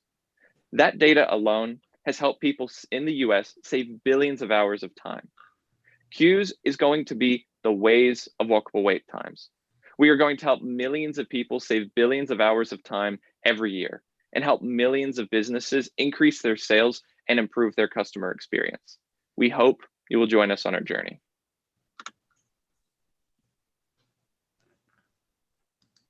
Great work. What a great efficient pitch, breaking everything down. All right. Paul, I think Karen got bumped off and she hasn't joined back just in yet, but I'm keeping a lookout for her. Just keep going. I will check on her. Cool. Yeah. All right. Sig, we'll start with you first. Please go ahead. Can you talk a little bit more about your IP and, when are you going to try to get your IP protection? Sure. So right now we are finalizing certain parts of our computer vision algorithm with our deployment at Georgia Tech this year. That will essentially allow us to get the last of the testing we need to do at scale to know that our algorithms are working exactly as intended. So in parallel with that deployment, we will be beginning patent filings. Okay. I understand your application for colleges, but with restaurants, a lot of restaurants don't have places for lines for you to measure. They also have application where they can give you a device and you walk away and you come back when you are called. How are you going to measure those kind of lines? That's a valid question. Right now, I would say our main focus is on lines that are clearly visible with our initial technology implementation. As of right now, there are millions of locations that still don't use reservation-based systems or other tokens, so that market is there. Another avenue I'd look at is, say, stadiums, right? That's going to be a big market we'll eventually hit into. Because of their scale, they can't be giving out devices like that to every fan who wants to get food. So it requires that kind of in-person line setup. But of course, that's definitely a problem we will have to look to solve in future as we find that market becomes saturated. Thank you. Jay Shuri, we'll go with you next. Oh, you're muted, I believe. Yep, he knows. Yes, he's finding it. Jay Shuri probably is working with 4 or 5 different screens right now at this point, I would assume. Nice presentation. Thank you. Can you tell us what you envision the breakdown in your revenue model between colleges and businesses such as restaurants? Sure. So I believe initially it will be much more heavily weighted towards colleges to begin with, given that those are our entry points. But year over year, increasingly, restaurants will take over the larger portion of that, given there's far more restaurants in an area than the restaurants that exist on a college campus.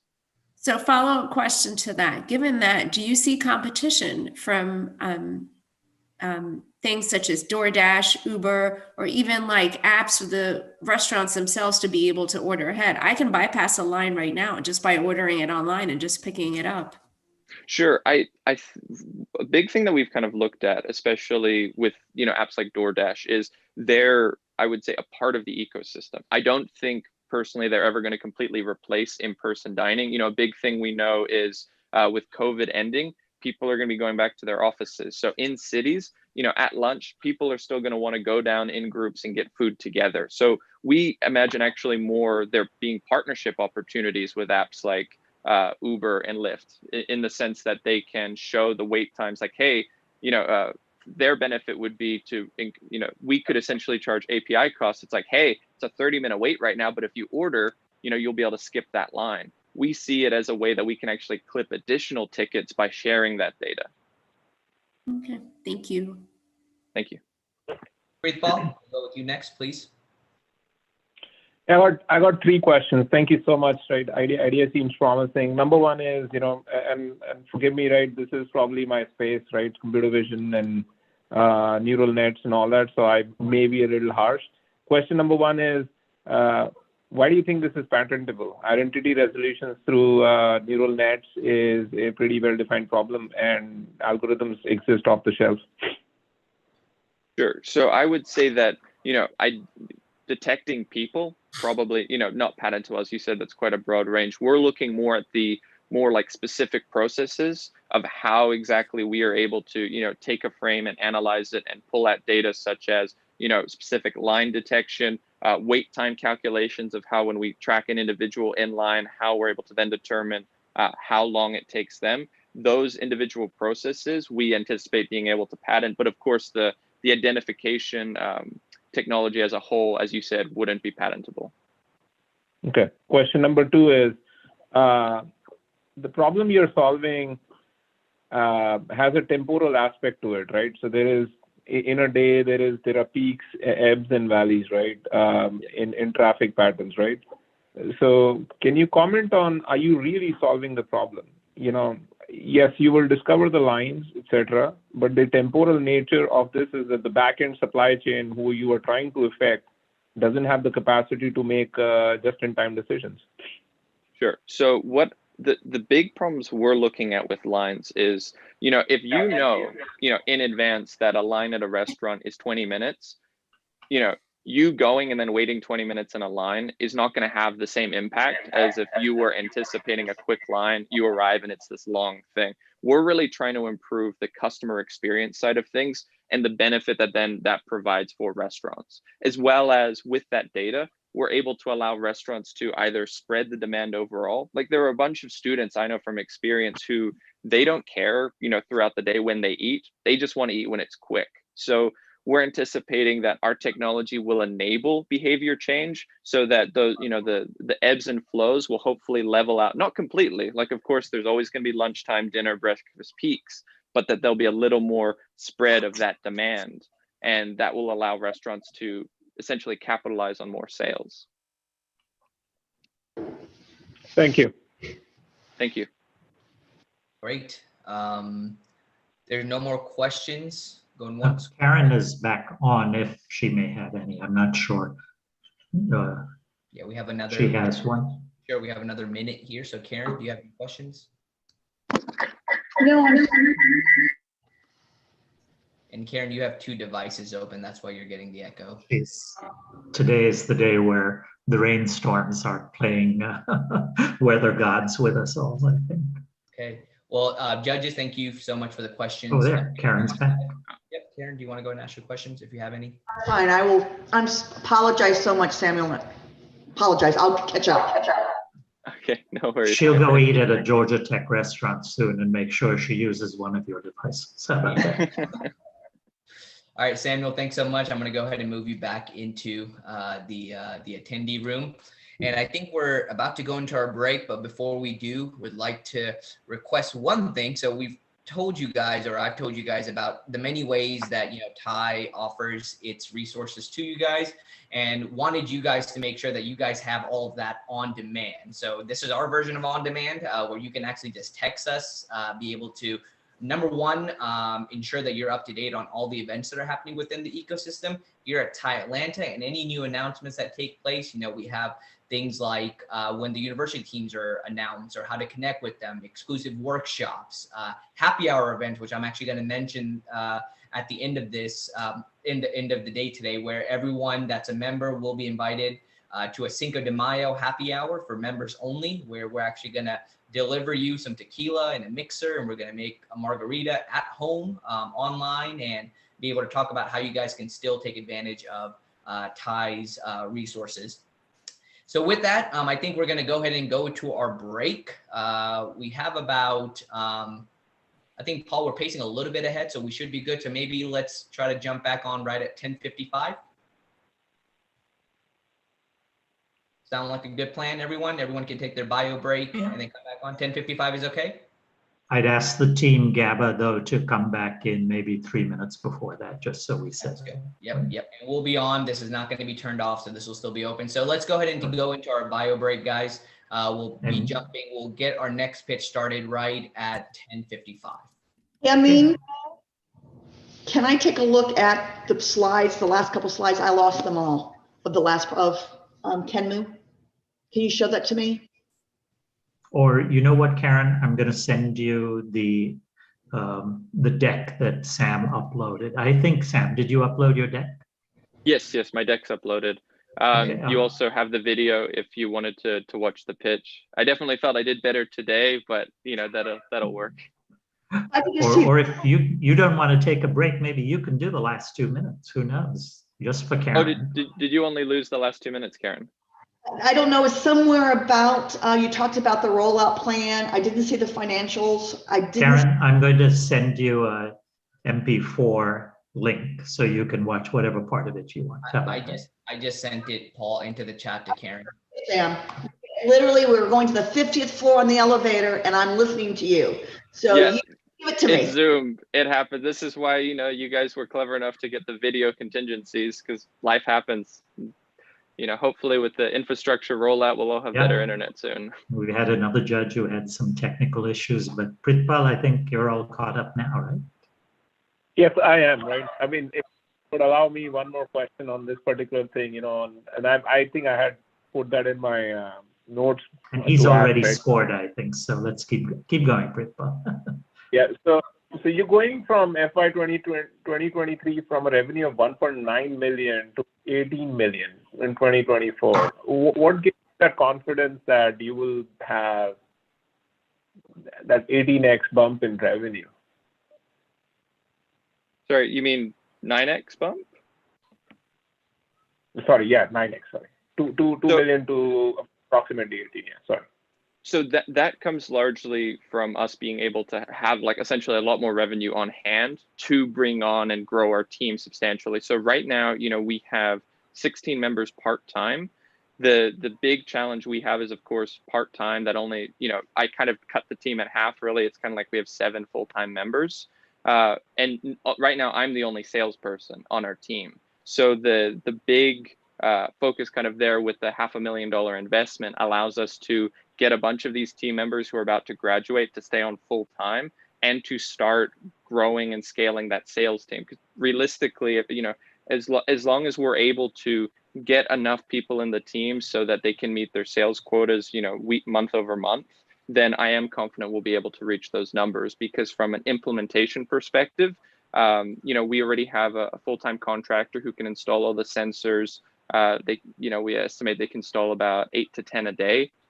So we are confident that from an onboarding perspective, we could make those numbers, assuming we're able to get that revenue in year 2 to reinvest into the company. And just to be fair to everybody, I'm going to ask Jayashree and Karen, if you're not listening to this and watching the video, it's okay. But Jayshree, if you'll score, so we don't feel like, hey, we gave Sam more than 5 minutes of Q&A. I'm doing that right now. Sig had already done so. So just want to make sure we level the playing field here. So. Done. All right, Samuel, I'm going to go ahead. But Pritpal might be an offline one-on-one call for you to do in terms of his domain expertise. Are you offering that, Pritpal, possibly? Okay. We are not hearing you, Pritpal.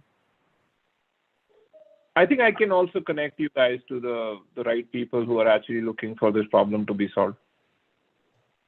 Nice. And one of the values of this great network. Gaba, if you want to go ahead and raise your hand, we'll go ahead and at least bring you into the room so that you're set to go. All right, Candace, bringing you in. Karen, I thought we had sent you this video and you could just, that's not the video chat? In chat? That should be, I sent the link for the Q video. Are you seeing in chat or do you need me to send it to you on text or email? And you're on mute, Karen, so not hearing your responses.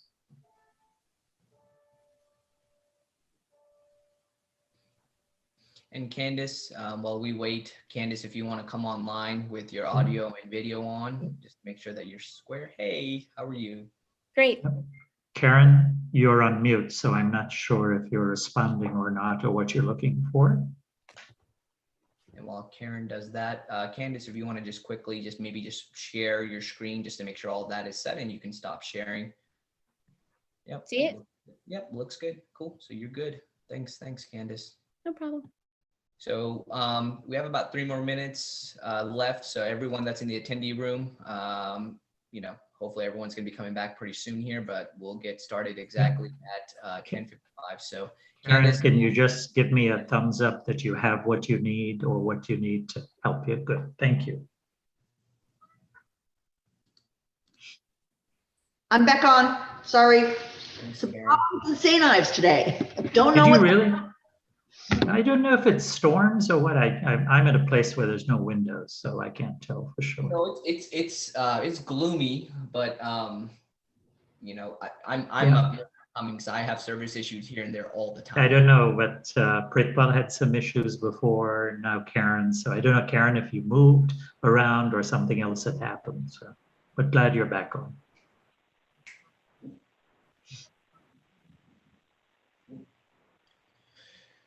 All right, 2 more minutes left. And all judges are all caught up, so good. Sweet. But I'm going to see if our audience is caught up. I've not seen much of any feedback, but we offer the opportunity.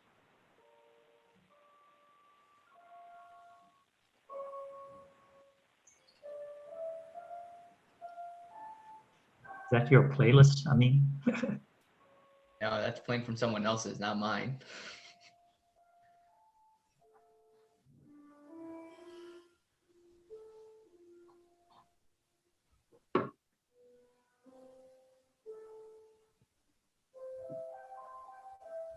I'm not able to see who that's coming from because I'm not seeing the noise indicator go up for anyone that's in the room right now. That's funny. it's not from me, even though I hear it as well. Yeah. It's your turn to walk the dog. Well, maybe Pritpal has his mic on, so it may be from somewhere in the background. Like somebody playing a piano, maybe. It's not me. I think, yeah, I'm muted when I'm not speaking.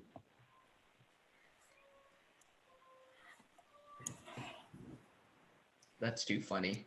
Jay, sure you might Or be. I think we're on in another 1 more minute, right? Yeah. Yep. Jay, sure, is that piano noise coming from your end?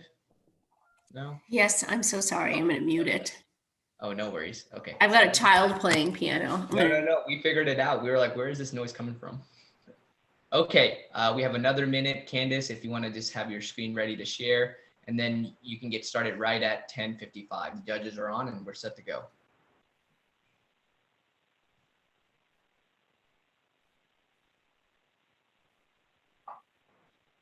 We're good? Everyone see? Yep. Awesome. And Candace, as soon as you're ready. Great.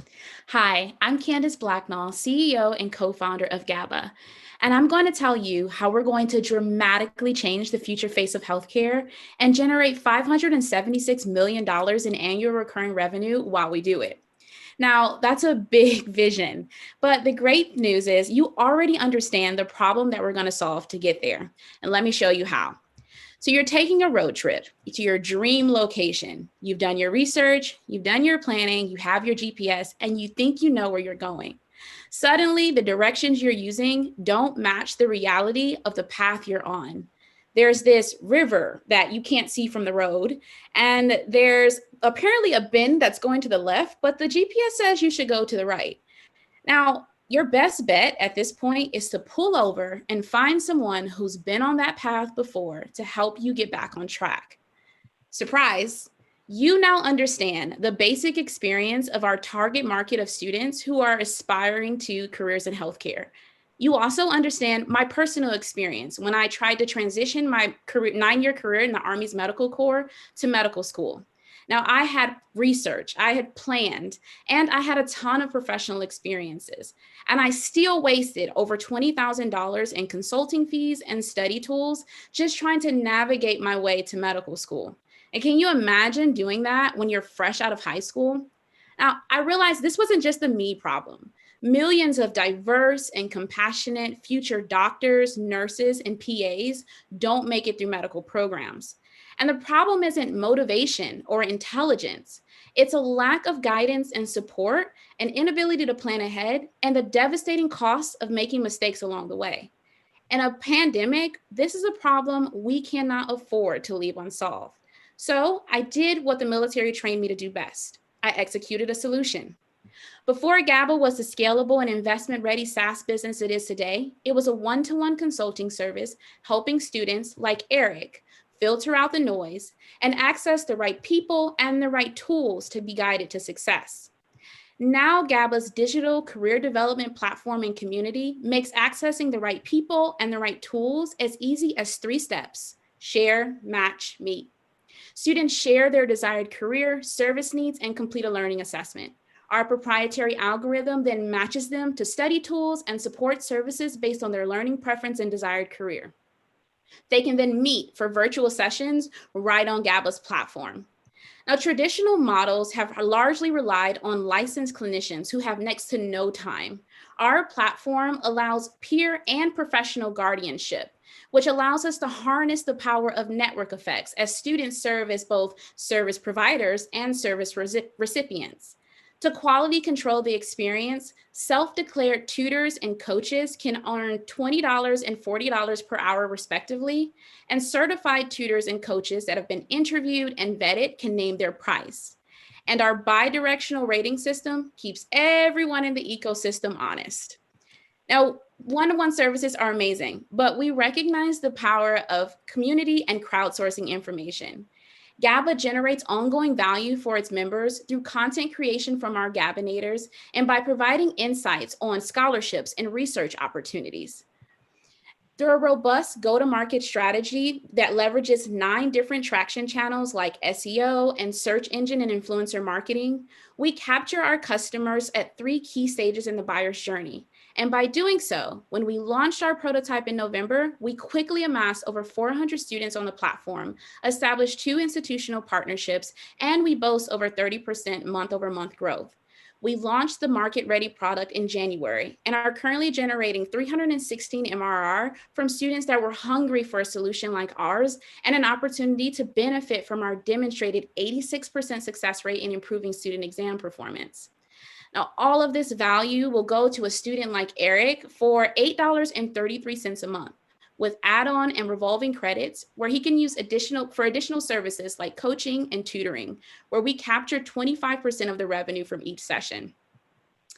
As part of our retention strategy, credits are allowed to roll over like vacation days up to 6 months for sustained members.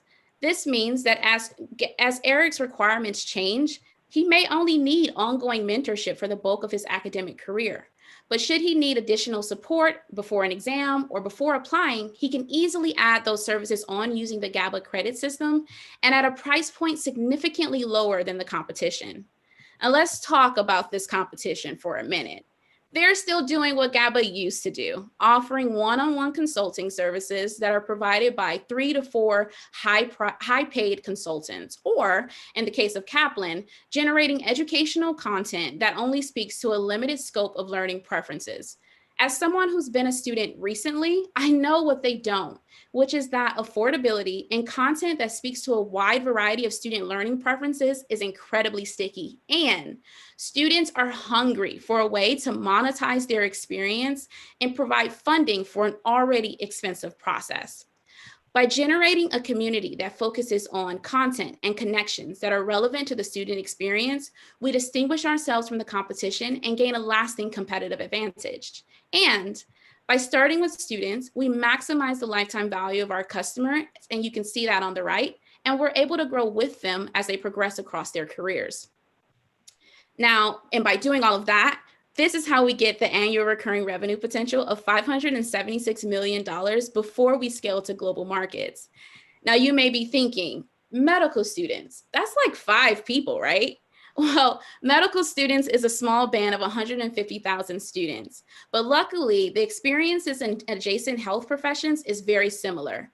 Our scale strategy consists of concentrically expanding into those adjacent health experiences and then into STEM fields during future raises. But with this raise, we'll achieve profitability at year 2022 at 16,400 students in 13 paying schools, and we'll sustain long-term profitability through price dynamism based on our consumer behavior. Now, that's the long-term vision. What about the near term? The amazing thing about the GABA ecosystem is that the data and metrics that we collect on our students is a valuable product already. Schools will use the GABA platform to have a highly tailored recruiting service where they can have ongoing metrics for career outcomes and student engagement over the long term. But we know in order to get there, we'll need additional funding. While we're proud of the $110,000 we've raised and the modest revenue potential that this will promise us, we know that in order to build that next phase of this highly sought after recruiting product, we'll need additional funds. With funding, we'll expand the team to include an additional development team to focus on recruiting product, a B2B sales team, machine learning engineer, a growth marketer, and salaries for the hardworking team that helped us get to this point. And by doing so, we'll lay the foundation for expanded revenue potential in year 2. If you'll notice, between years 3 and 4, there's a rocket of revenue. And that's because of the added revenue line from that recruiting product. And then again, in year 4 and 5, there's another increase. And that's because we're going to learn a lot. So as we optimize our B2B sales channels, we'll get better at converting those paying schools and really capture our full revenue potential. This means that we expect to have credible offers of acquisition between years 4 and 5. And we have an early signal of success, given that one of our key targets for acquisition is already following us on social media. We're just getting started, but students love how easy it is to be connected to support using the GABA ecosystem. We're raising a $1 million seed, and funds from this competition will contribute to that, allowing us to expand our digital marketing, our team, and complete approximately 300 hours of development towards that recruiting platform, all with the business outcomes of expanded revenue capture in year 2 and 15 months of runway. Now, we all know what it's like to be lost, but being lost shouldn't cost you thousands of dollars or your dream. I don't know about you, but I want the best doctors, nurses, and PAs, not the ones that had enough money to throw at the problem or that just happened to have the right connections. With your help, we'll change the future face of healthcare forever. Thank you. And I invite your questions. Great job. All right, Cameron, we'll start with you first, please. I'm back on. Candace, that was really impressive. And again, thank you so much for your service to our country. That means a lot. And I really like the way you tied it to the diversity of healthcare. So thank you very much. Talk to me a little about the competition. You talked about the big competitors, but we're seeing more and more of startups kind of all over the country, maybe not healthcare, but talk a little bit about who they are, not necessarily healthcare, and what you can learn from them, good or bad? Yeah, so we keep a close eye on those independent consulting companies that started off just like us. We also monitor companies that are offering mentoring platforms for students in STEM or other fields also. There are quite a few of those as well. What we've learned from them is that it's not enough to just have a collection of students. So we've really focused on building and driving student engagement through things like content creation and really fortifying the student experience overall. What we've seen from those experiences that they oftentimes have they have no problem collecting students. They have a really hard time getting students to stay involved and stay engaged and really drive the value for their platform. So we've learned a great deal from them in that. We've also learned that one of the reasons why students don't stay engaged is because they have too narrow of a scope.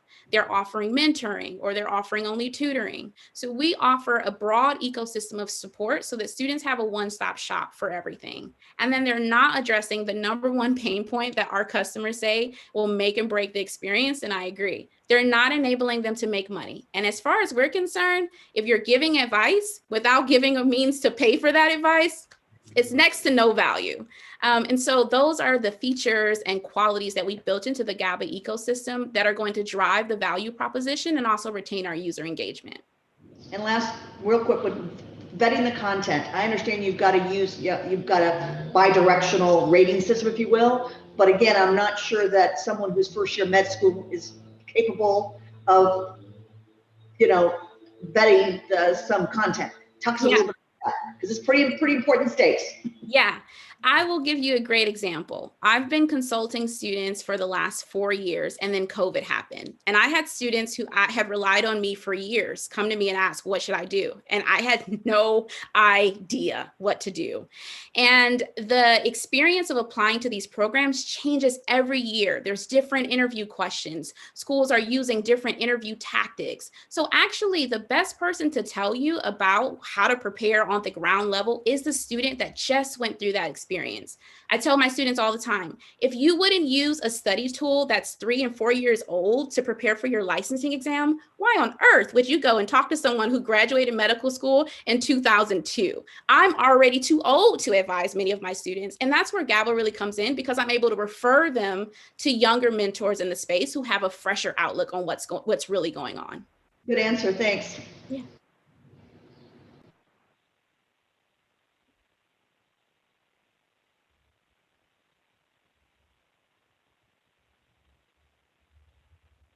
You're on mute. Sorry, Preet Paul. Yep. Thank you so much, right? And firstly, thank you so much for your service. I've got a peculiar fondness to people from the defense services background. So, quick question. I'm a fellow investor in this community, in this discipline, right? I had a few questions. Number one is, how do you standardize learning experience across so many heterogeneous and diverse learning providers? Yeah. The second question is, who owns the content? And third is, why do you think Coursera, Udemy, or Udacity cannot, start creating this curated content for delivery? Yeah. So the first question is that our algorithm is how we really get at what are the common cognitive variables that we really need to target to improve student success. When I first started this business, I was doing learning assessments with my students one-on-one, and there was just no way for me to compare anything. There just wasn't enough time. When the process of starting a GABA service, the student will complete something called a learner profile. They'll complete a goal, and they'll also complete a learning assessment. We use those variables to track the outcome of all of the sessions. And also we use the learning assessment to match students. And over time, the algorithm gets smarter about predicting which kinds of content is really salient to our individual learners. And that's right on track with the 10-year trends in medical education towards enhancing individualized learning. And then the second question, I think, was about who owns the content. So you have a rev share model, 5% rev share, but who owns the content? Yeah. So we do not make any educational revenue from our educational content. However, we're planning to have affiliate links to the individual study tools that we do recommend. And so that is, of course, owned by the company, and we would revenue share those proceeds with those companies. Last question is, why do you think Coursera or Udemy or Audacity, more general purpose, then you're more specialized, but why do you think they can't crowdsource a curriculum program with a tailored service on the other side, which is more like a mentoring service? Yeah. Well, I think it's just not in their business. I think most strategists start off broad and then they kind of narrow it. Well, no, they broadened out. But what we're seeing right now is a lot of unbundling of some of those larger platforms for more of a tailored experience. Medical education is a very unique space, and same as STEM. It's a very unique trajectory. And so what we found from our student users that come from maybe some Khan Academy or any of those other resources is that they kind of get washed out. It's not a big market to begin with, and it's also a very focused market. So they deserve a really tailored approach. I think narrowing in on the medical curriculum itself is just not a big market share for someone that's as big as Coursera. And so from that perspective, I think it just would be a huge deviation from their business and probably a little bit of a learning curve to get into what really is this experience. Thank you. All right, Sig and Jayshree, we have one question each. We're just right above time. So Sig, please go ahead. You're on mute, Sig. Sorry about that. Why is now the right time for the product? Yeah. So we're hearing every day about how COVID has affected underrepresented and minority communities. And then right alongside that, we're hearing that we have a lack of diversity in medical professions still. And the statistic is that since 2002, medical enrollment has increased by 30%. But over the last 10 years, diversification of those medical classes has been totally flat, 0. So we're getting more diverse as a population, we're getting older as a population, but we don't have the workforce to really improve the health outcomes for those patients. And so particularly as we talk about COVID, we need solutions that are not just going to get more doctors out there like the Fauci effect, but that are also going to retain doctors that have been shown to go into these really vulnerable populations and have improved outcomes for our patients. Thank you. Jayshree, one question. Yeah, can you talk a little bit about, by the way, great presentation. And again, thank you for your service. It's amazing that you came from that background and then parlayed this into this great business plan. So my question is on the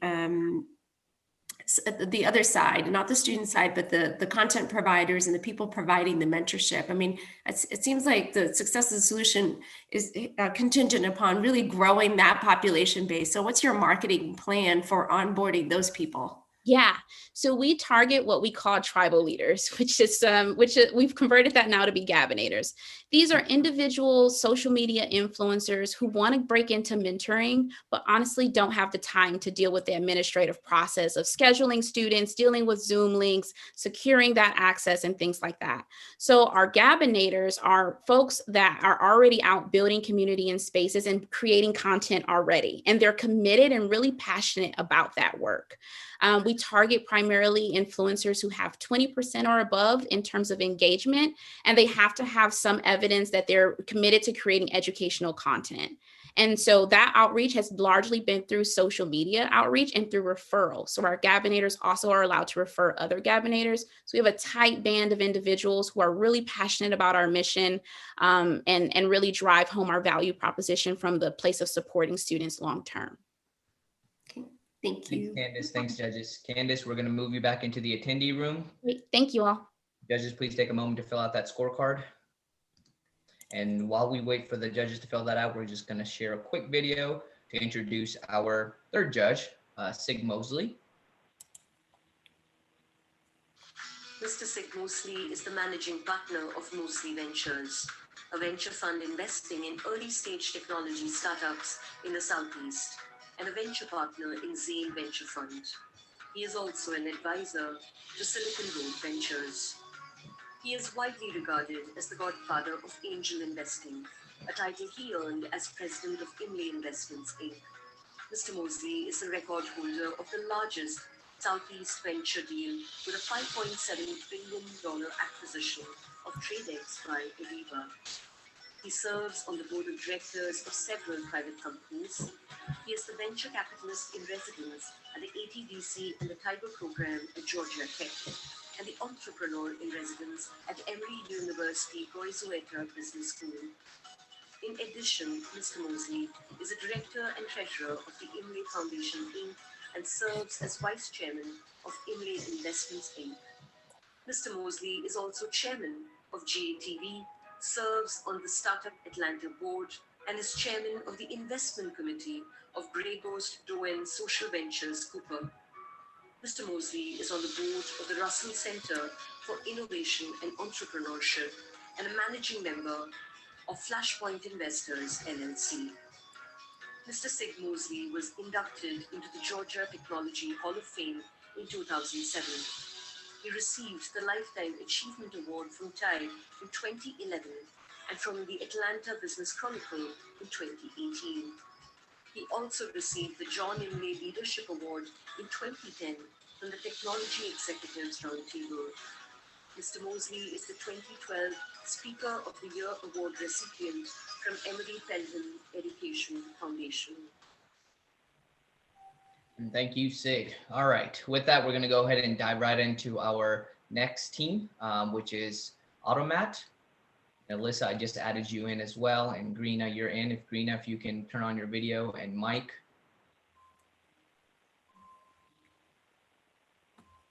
And hey, Greena, and Alyssa, if you can do the same, please. And Madison, who you just added as well, I see, will be the one sharing screen, and I'll be pitching. Okay, got it. Just saw Madison. Madison's coming in now.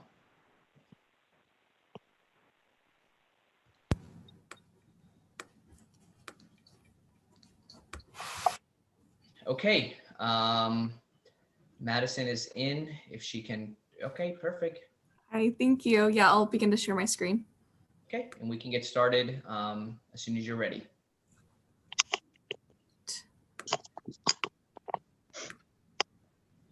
All right, Greena, take it away.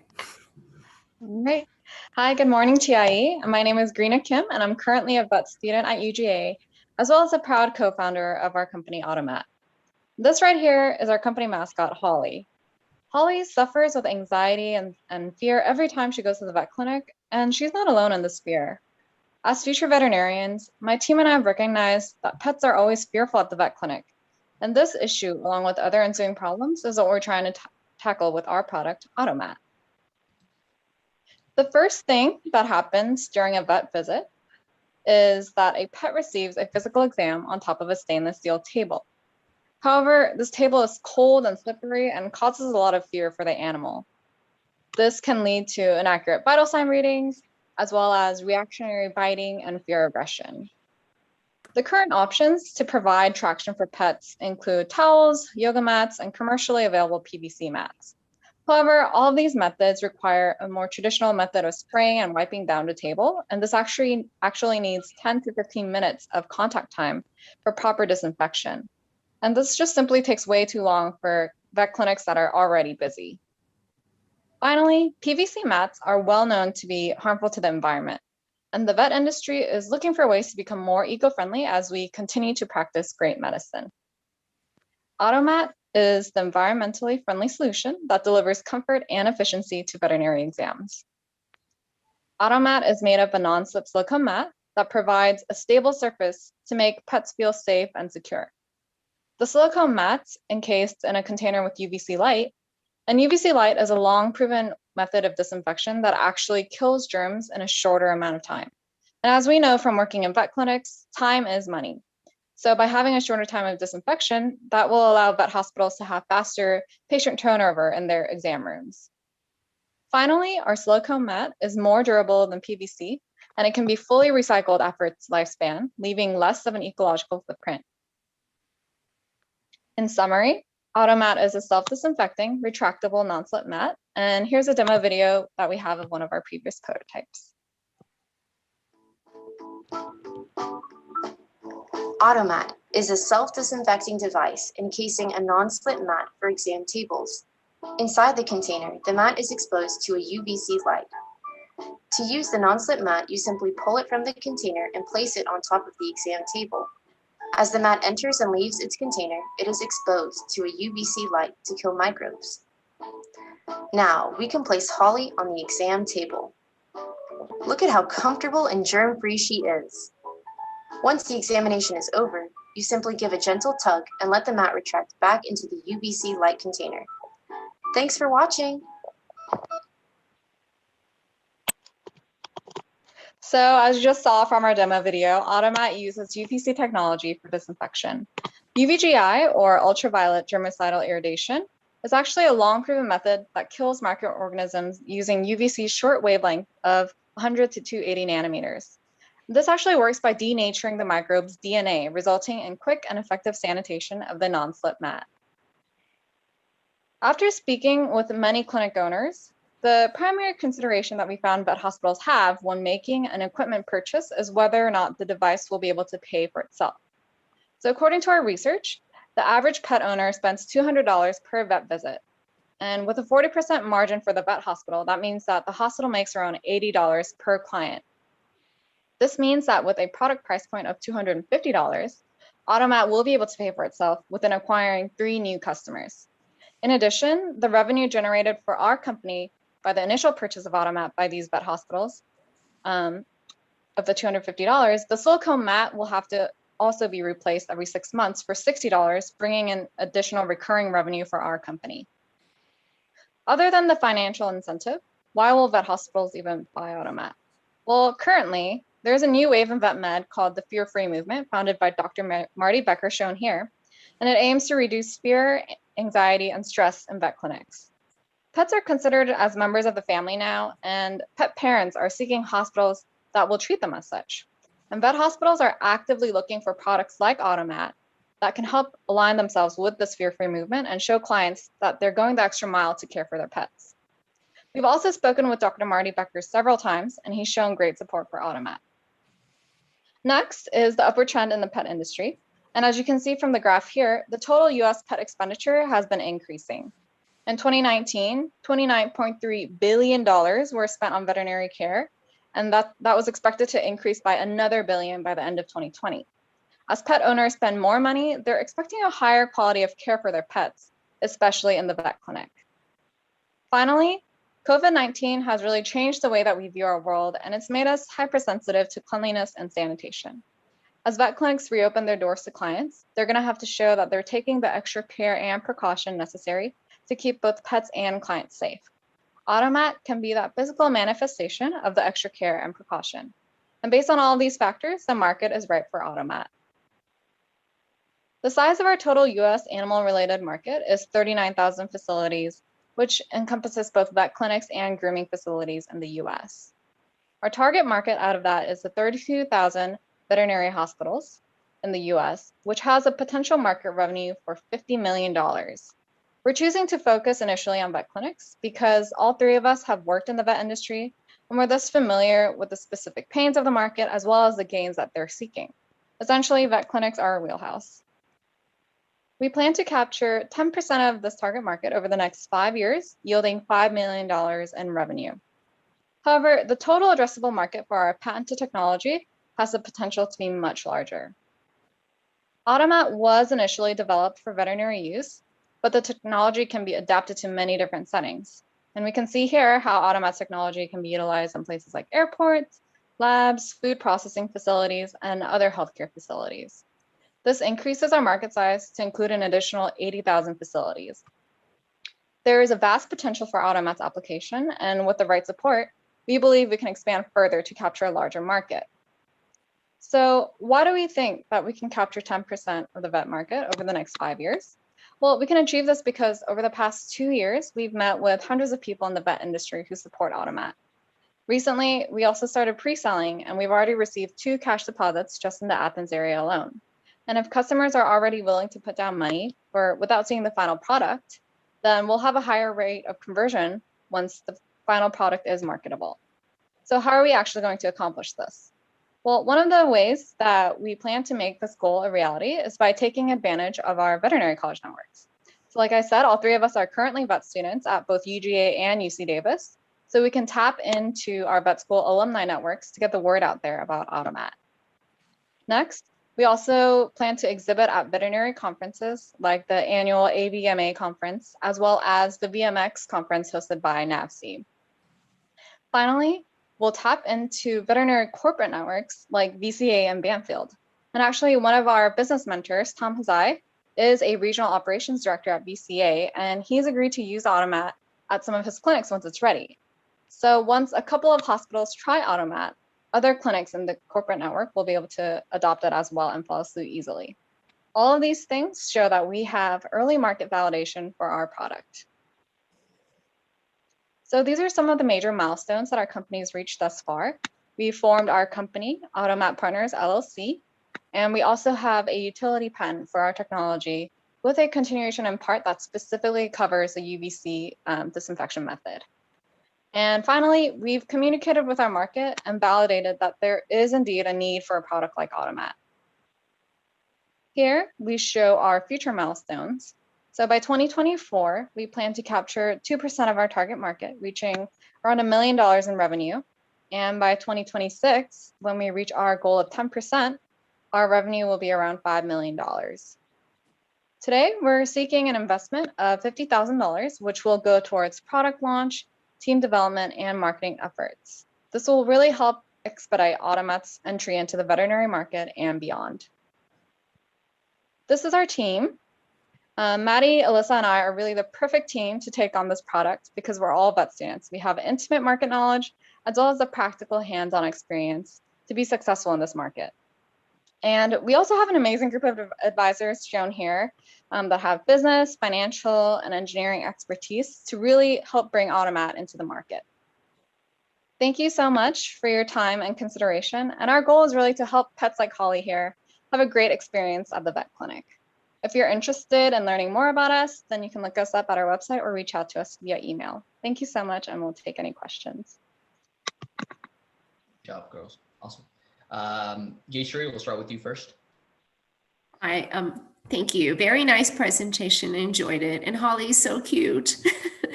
My question is around the production of these mats. Have you identified manufacturing facilities? The cost component of it, and so what margins are you looking at in terms of production costs and everything? So if you could speak to that. I think my partner Alyssa can take this question. She's been working with a prototyper of ours. Yeah, so we've looked into manufacturers for the mat itself, and we believe that we can get our cost down, hopefully at minimum around $20 per mat. But we're still working on that right now, and we're still in the phase of prototyping. But working with our contract engineer, we've seen that we can actually get our cost down reasonably low, at least to $100 per Automat. Okay, great. Thank you. Can you talk a little bit more about what your patent covers? Is it just limited to veterinary, or is it very broad?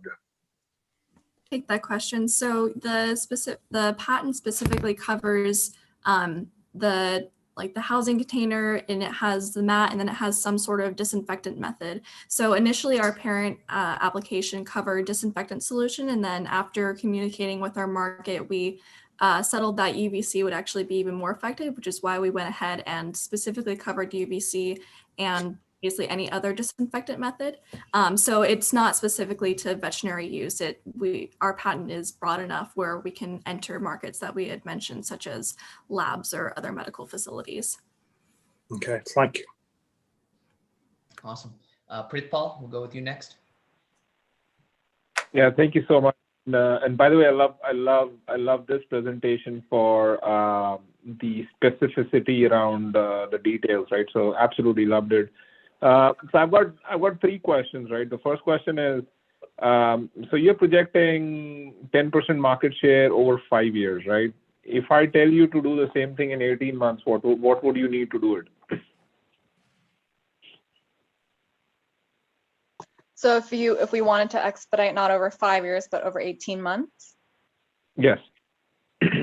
Yeah, so we would definitely need additional funds to, I guess that would be more sales and marketing, and also ramping up the engineering side as well. So then we would have to increase our ask, probably because we're asking for 50,000, but yeah, we would have to ramp that up because currently we've used just the 3 of us going door to door in Athens for the recent cash deposits that we've received. But yeah, if we wanted to ramp up to reach 10% over the next 18 months, then yeah, we would have to really increase our sales team as well as our marketing team and hire a couple more engineers to help us build and get the product demand, to meet the product demand. The next question is, I think you have a gross margin of about 75% on your products, right? And then I was looking at your financial projections, right? You have a very low sales and marketing budget and general and administrative cost, right? Could you speak a little bit more about that? Yeah, so we were initially planning on working with the 3 of us because we have those veterinary industry connections, as well as, like I mentioned, our corporate regional operations manager connection that we have as our business mentor. So we were really going to depend on that. That's why our personnel cost was so low. But like I said before, if we were to ramp up, we would definitely have to hire more people if we wanted to expedite our 5% goal to 18 months. Okay, thank you. Karen? Nice presentation, ladies. Appreciate it. Love the pictures. So it seems to me, and I agree with Prepaul, that the customer acquisition cost, I think you've underestimated it, especially if it's going to require a face-to-face visit. So my question is, have you thought about a channel strategy? And what would that look like? Alyssa, do you want to talk more about customer acquisition? Sure. So for customer acquisition, we were thinking first starting in the Southeast, as we've previously said, with regional hospitals, and from there, hopefully growing throughout Florida, Tennessee, South Carolina, and those sorts of areas. So that's kind of our plan. We're really hoping to start local, and then from there, just branch out. And my question was a little bit more that's an expensive face-to-face visit for not a lot of revenue. So my question is there partners that you could go, maybe the person that makes the table, can you get a strategy with them where they get a cut of it? Have you thought about that? Yes, that's actually something that we have talked through, where we can partner with the stainless steel manufacturers so that when new veterinary clinics are popping up and they're putting in their stainless steel, automat is already ingrained in the design of the table. That's something that we have definitely explored. And the patent would cover that.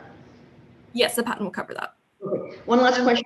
So on the UV testing, have you shown to your customers exactly what the what's the word I'm looking for? The test results are in terms of this type of testing is you get rid of 99% of the germs, and this kind of test or this kind of solution, you get rid of 50. Have you done that? And if so, have you provided that to your customers?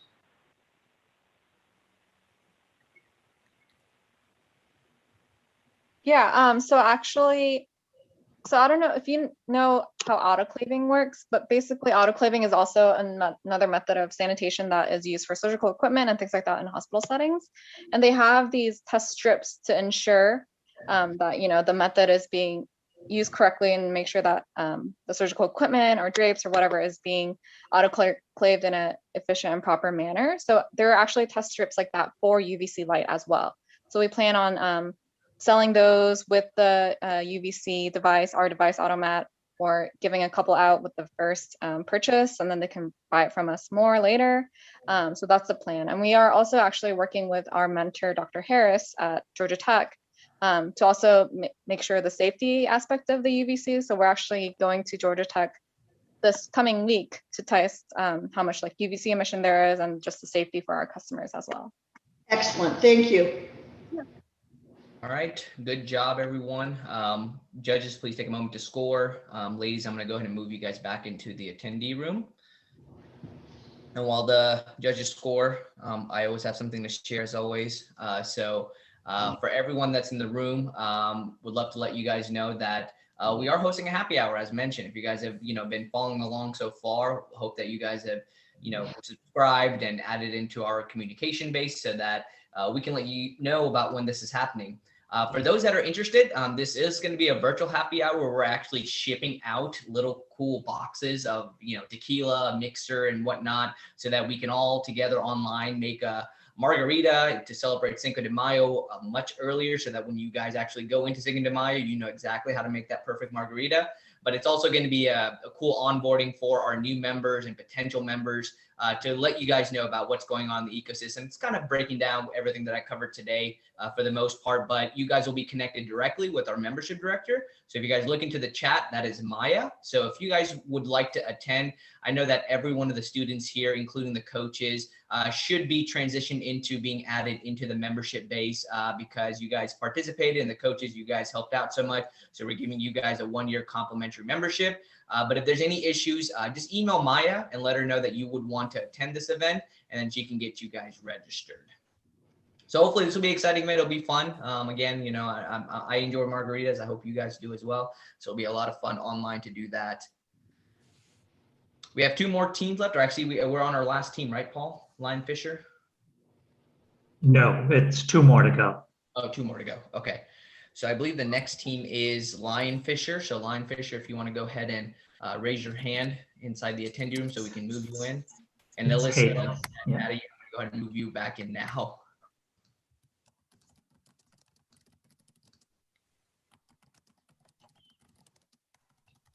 All right, Hayden, moving you in.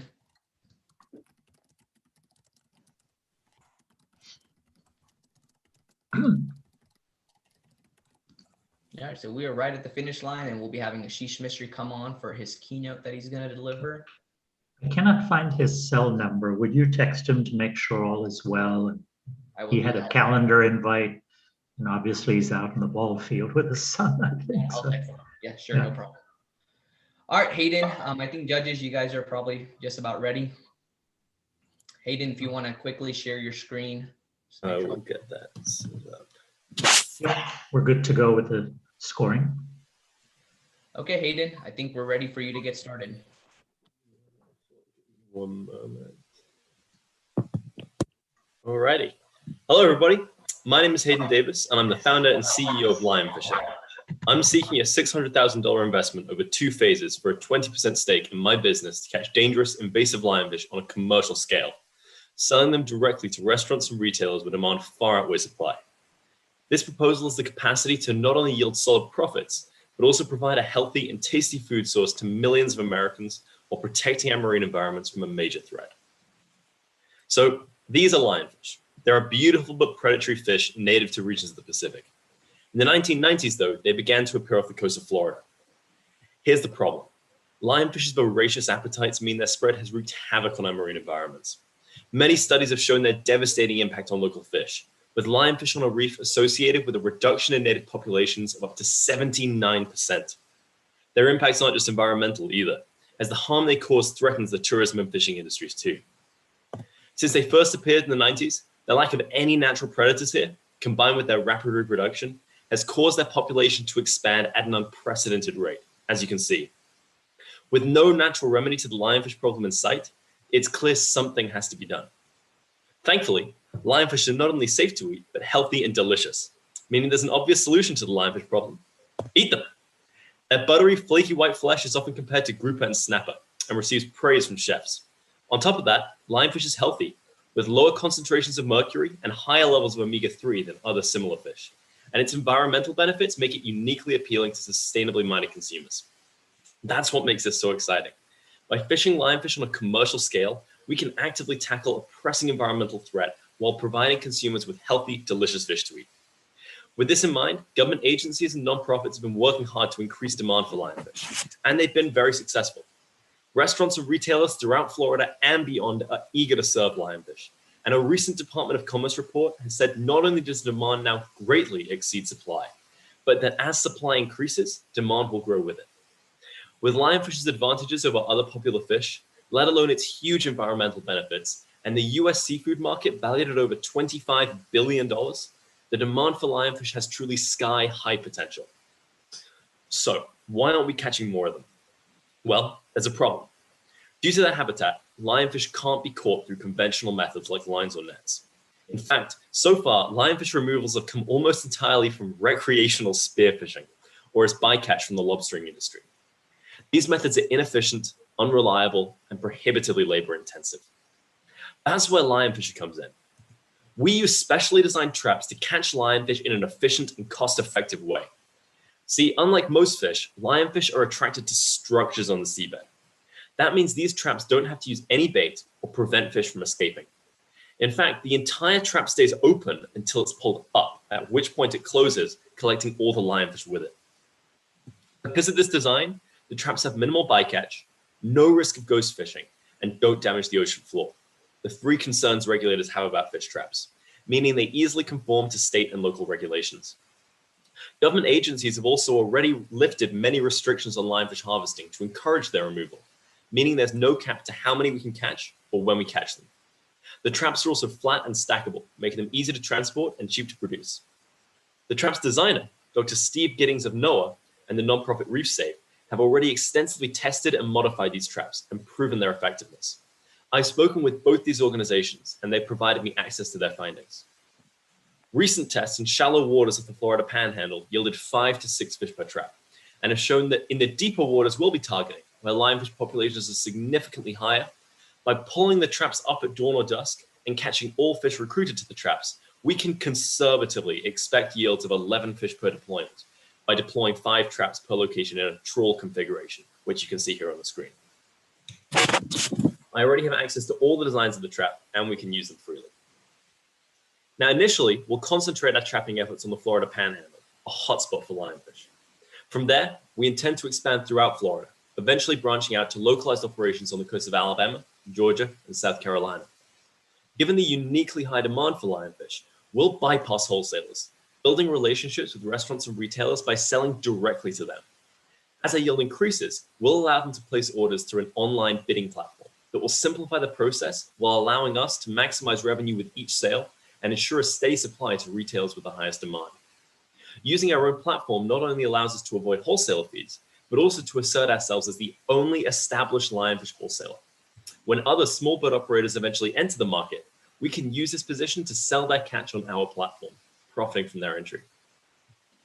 Lionfish currently retail for $5 to $7 per pound in Florida, and closer to $10 in other states.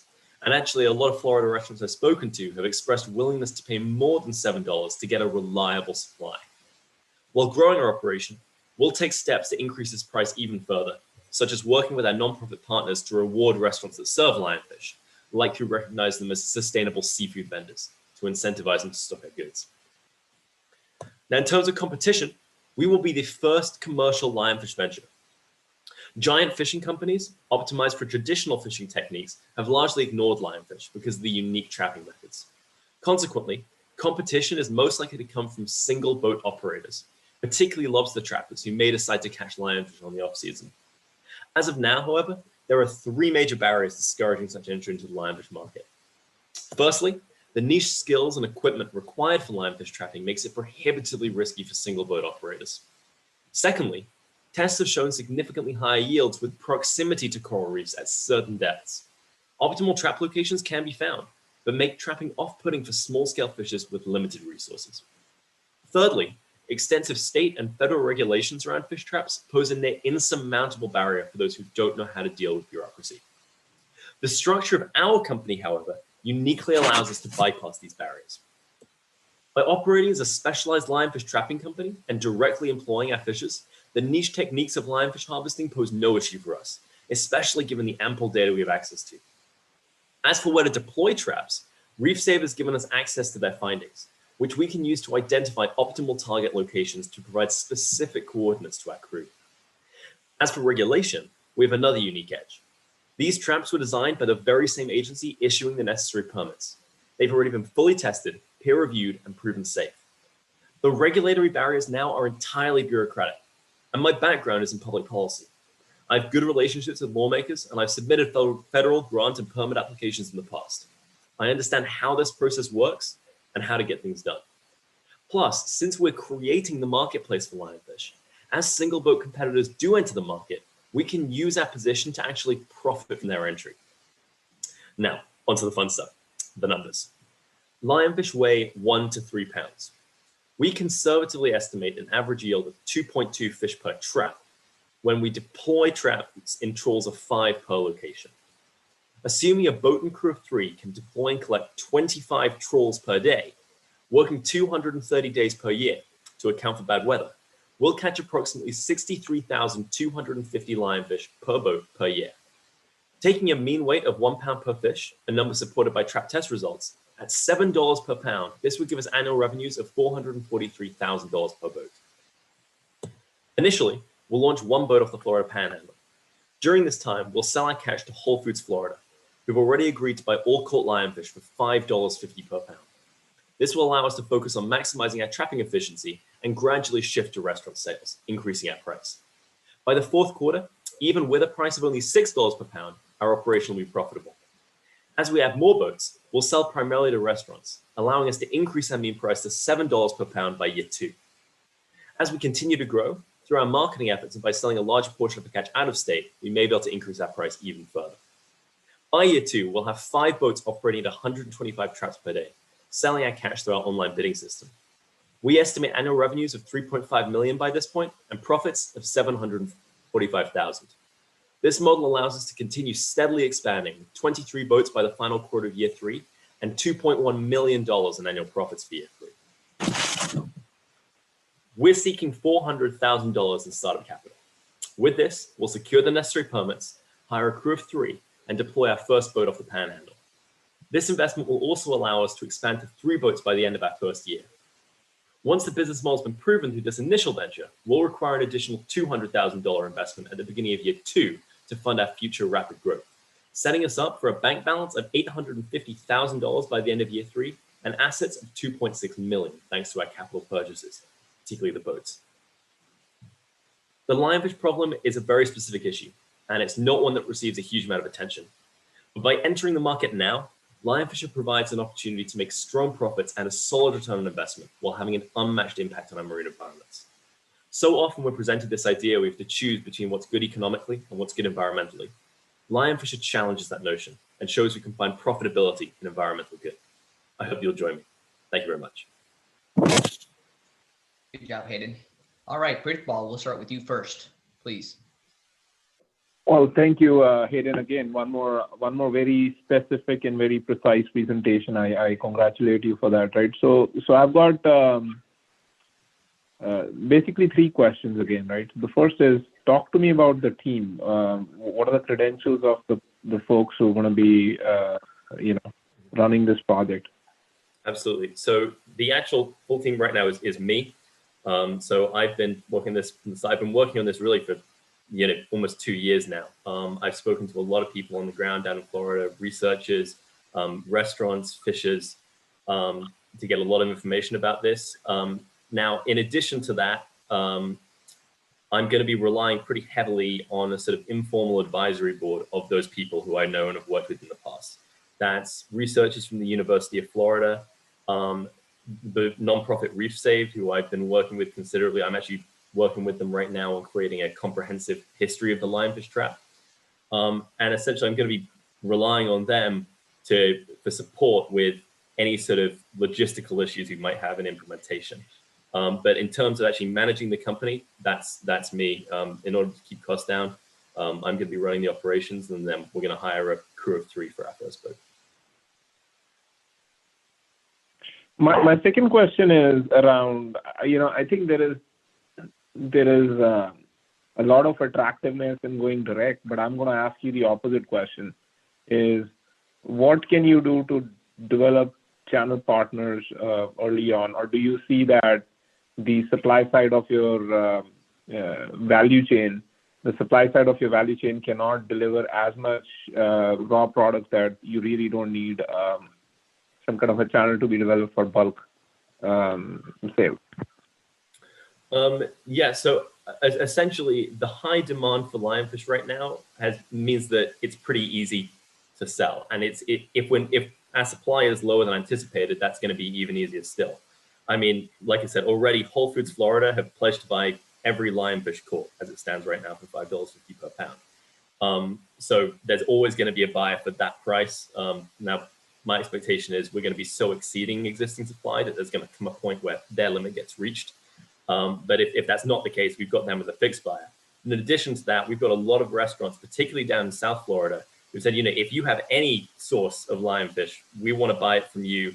The restaurants are eager to source this fish, and because supply is so limited, I've spoken to restaurants that have even gone as far as chartering their own boats and sending divers down on the weekend to try and get lionfish. It's because it's got this great narrative and real appeal, and it's really hard to get right now. And so my view is I don't see any reason why we would go through another source, sort of channel to sell our catch when we've got such motivated buyers as is. I think that's an unnecessary cost that really we don't need, given that the state of Florida and the federal government have massively reduced regulation on wholesale for lionfish because they want it caught, and because we have these buyers very eager to buy direct from us. Yeah. And last question, I see some operational risk in your business because of perceived risk in your business from a domain expertise perspective. It's, who do you have in mind to handle that supply chain of catching to delivery? So one of the big benefits of lionfish is that they're very easy to freeze. There's very little quality reduction when you freeze lionfish. And in fact, in the US, a huge portion of fish has been frozen at one point or another. All sushi grade fish has to be frozen. And so, but with lionfish in particular, it's a very freezable fish. So the plan will be for us to maintain a frozen supply store as well, so that we can sort of ensure we have a stable supply that we can sell. But the goal, especially initially when we're selling within Florida and we're selling particularly close to areas near us, is to try and maximize, direct sales of fresh fish quickly. So having those recurring orders from local buyers, so we can get it straight off the boat and send to those buyers that way. But we will maintain a warehouse of frozen fish. Thanks. Thank you. Jay Shree. Thank you. It's a great idea. I was just really impressed how sustainable it is, because I know in this industry, commercial fishing can be so environmentally destructive. So congrats on that. My question is around, again, sales, because to hit up all the restaurants and I know that there's a lot of demand, but still with the projected growth that you have, it seems like you'd almost have to dedicate like a sales and marketing staff to go after all the various restaurants for buyers. Have you accounted for that? So we do have in the budget an administrator who we plan to bring on full-time at second year to help with that. In addition to that, there are just, particularly in Florida, there's such high demand right now. A lot of restaurants are proactively seeking lionfish. And so we imagine that, if you, once we're doing this, we expect a decent amount of media coverage locally. The lionfish issue gets a lot of attention down in the areas that are affected. But in addition to that, we're imagining a fair bit will happen word of mouth. And we're going to have a website set up where you can place orders and contact us that way. But that's also why our online bidding system becomes significant, because that way we don't need to do so much direct outreach, as we can sort of place ourselves out there so that anyone who wishes to buy lionfish can do it through our system instantaneously, see the price, make that order, and we can handle it ourselves from there. Just a follow-on question to that. I mean, what do you see the split versus restaurants versus, like, say, Whole Foods, like your giant grocery stores, like the split in revenue? Given that it's a sort of specialty fish, the focus is definitely going to be on restaurants. And I've spoken to some folks in this sort of industry who sort of back that up. You want to sell more to restaurants because restaurants are more willing to sort of prepare interesting new fishes. Often people who are buying in store want something they know really well. They don't want to branch out that much because they're going to be cooking it themselves. At the same time, I think it's a testament to the demand for lionfish that we have seen already, even with the limited supply, a lot of traction with retail stores. It's not just Whole Foods. Publix is trying to sell it. As supply increases, we'll get even more. But the focus is definitely on restaurants, especially because restaurants are willing to pay more for the whole fish. Gotcha. Thank you. Do you have any technology, any protection on your trap design and so on? Absolutely. So the trap itself is not patented because it is created by NOAA. So our focus specifically is on actually employing these traps, which no one has been doing so far, and asserting ourselves as the established lionfish supplier. Because as it stands right now, the barriers that I covered earlier relating to single boat operators mean they're just not doing it. You know, there are efforts underway with the government to try and encourage lobster trappers to do it, and there's very little traction because it's risky and there are big challenges for them. If we can sort of get the funding to launch this and set this up, we'll be able to use the traps, and we don't anticipate any competition emerging there, at least for the first few years, just because there's no one who would be competing with us. Now, over time, I hope that as we demonstrate the financial benefits of lionfish trapping, some of those small boat operators are going to sort of become incentivized and motivated to start building these traps, deploying them and using them, particularly on the off season when they're not trapping lobster. But by that point, we'll have been established enough in the market, we'll have been fishing long enough, we'll have been flooding the supply chain that, you know, we will be the people established as selling lionfish. There's no one else selling lionfish on a large scale right now. And so we're hoping we can profit from their entry that way. And so to me, the lack of patent on the traps isn't concerning to the business model. Can you just tell them a little bit about your background and how you got into this? So how I got into this is kind of, my freshman year at Emory, I took an environmental science class. As a kid, I come from the UK, as you can probably tell. And as a kid, we would try and escape from the sort of gloom and gray of Britain in winter by going to Florida at Christmas time. And, you know, so I'd been down there, and when I heard that lionfish were causing all these problems in the oceans there, I was just shocked. And I heard about this proposal to catch lionfish, or to eat lionfish as a solution. And I thought it was just such a wonderful idea. It just really spoke to me, because you've got this environmental and economic concerns being reconciled together. And so I just began looking into it more and more and more. And the more I learned, the more I felt there was a sort of untapped opportunity here. And so I spoke to just as many people as I could about it from all different angles. And over time, I've sort of fleshed this out increasingly and got it to where it is today. But my own background is political. You know, I've worked for congressional offices. I am the policy advisor for the Georgia Innocence Project. And so that's really where my background's at. And my hope is that that will be useful in getting us past the regulatory hurdles, which are one of the big steps. Thank you. All right, Karen, we have time for one question from you, please. Great. Learn more today on this, probably on this pitch than I have. Great thought concept. I'm confused, though, to be honest, about the plan to get more and more boats. To me, that's a debt play. It's not a VC play. It's not an angel play. And to me, there's a whole market around, you know, cooking websites, how to use them, how to catch them, sell the traps. I can see you doing one and then, you know, marketing the hell out of it. Clever. Have you thought about that? Because I just can't see that, and I'm not sure I see you 10 years from now catching fish. So tell us a little bit about that. It's really interesting said. So when I originally was looking into this, right, that is how I envisioned it as well. You know, my goal originally actually was to be a sort of online platform to help small scale fishers sell lionfish they had to catch independently, and to restaurants and retailers who wanted to buy it but didn't know where. But realistically, it's so labor intensive to catch lionfish under these current mechanisms that I realized over time, you're never going to have enough people catching lionfish through spearfishing and getting a large enough catch to make that viable. And in the same way, if we don't have people going out here and using these traps, specifically trapping lionfish as opposed to any other method, you're never going to have enough lionfish being removed from our oceans to A, stop the environmental damage that lionfish are causing and continue to cause, and B, get a large enough supply of lionfish to make, say, the, you know, recipes and all these other sort of fun channels that you can contribute to lionfish work, because there just isn't going to be enough lionfish in the market. And so because of that, my hope is that we will be able to expand into many other things to profit from, you know, more and more lionfish coming in the future.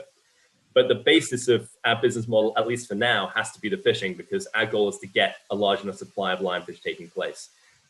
If we get a lot of single boat operators entering the market, once we've proven how economically beneficial it is, That's great, because then we do have the supply there and we can transition to a business much more like the one you're envisioning. But step one has to be to increase the supply. Now, my view is I really do believe that we can make good profits from fishing lionfish using these traps, but I'm with you in terms of the long term. You just might take a look at the Patagonia toothfish, which again, as you know, has no market, and now it's probably one of the most ordered fish in restaurants. Take a look at some of the things they did. But again, learn more today. I'm going to go try a lionfish at my next meal. Thank you very much. Thanks, Hayden. Thanks, Hayden. All right, Hayden, I'm going to move you back into the room. Judges, please take a moment to fill out that scorecard. And speaking of the judges, thank you guys, judges, for being on the entire morning and afternoon. And to introduce our final judge, Preethpal. So then now you can know all the judges. The Chief Executive Officer at Hashmap, Mr. Preethpal Singh, is a technology enthusiast who finds value in the latest computing paradigms and framework. Along with his team, he is responsible for delivering value in the enterprise data space, working with turnkey solutions in cloud, DevOps, big data, AI, ML, and migration to cloud space. This passion for work translates into discovering latest solution patterns with an eye for simplicity, maturity, and adoption to cloud space. Mr. Singh's work experience includes stints at AT&T and Informative LLC. He was also a learning facilitator and technology evangelist at Binary Lore Inc. Mr. Singh's interests lie in sorting, data structures, graph theory, AVL trees, shortest paths, and game theory. Thank you, Preethpal, for being a judge this morning and afternoon. All right, with that, we are now finally to our last team, which is going to be Inside Optics. And Inside Optics, you guys are in the room. You guys can please, thank Paul for that. And if you just want to give a quick moment, I think the judges, Paul, if they're ready, we can go ahead and get started. Okay, sweet. All right, Inside Optic, the floor is yours. Please get started.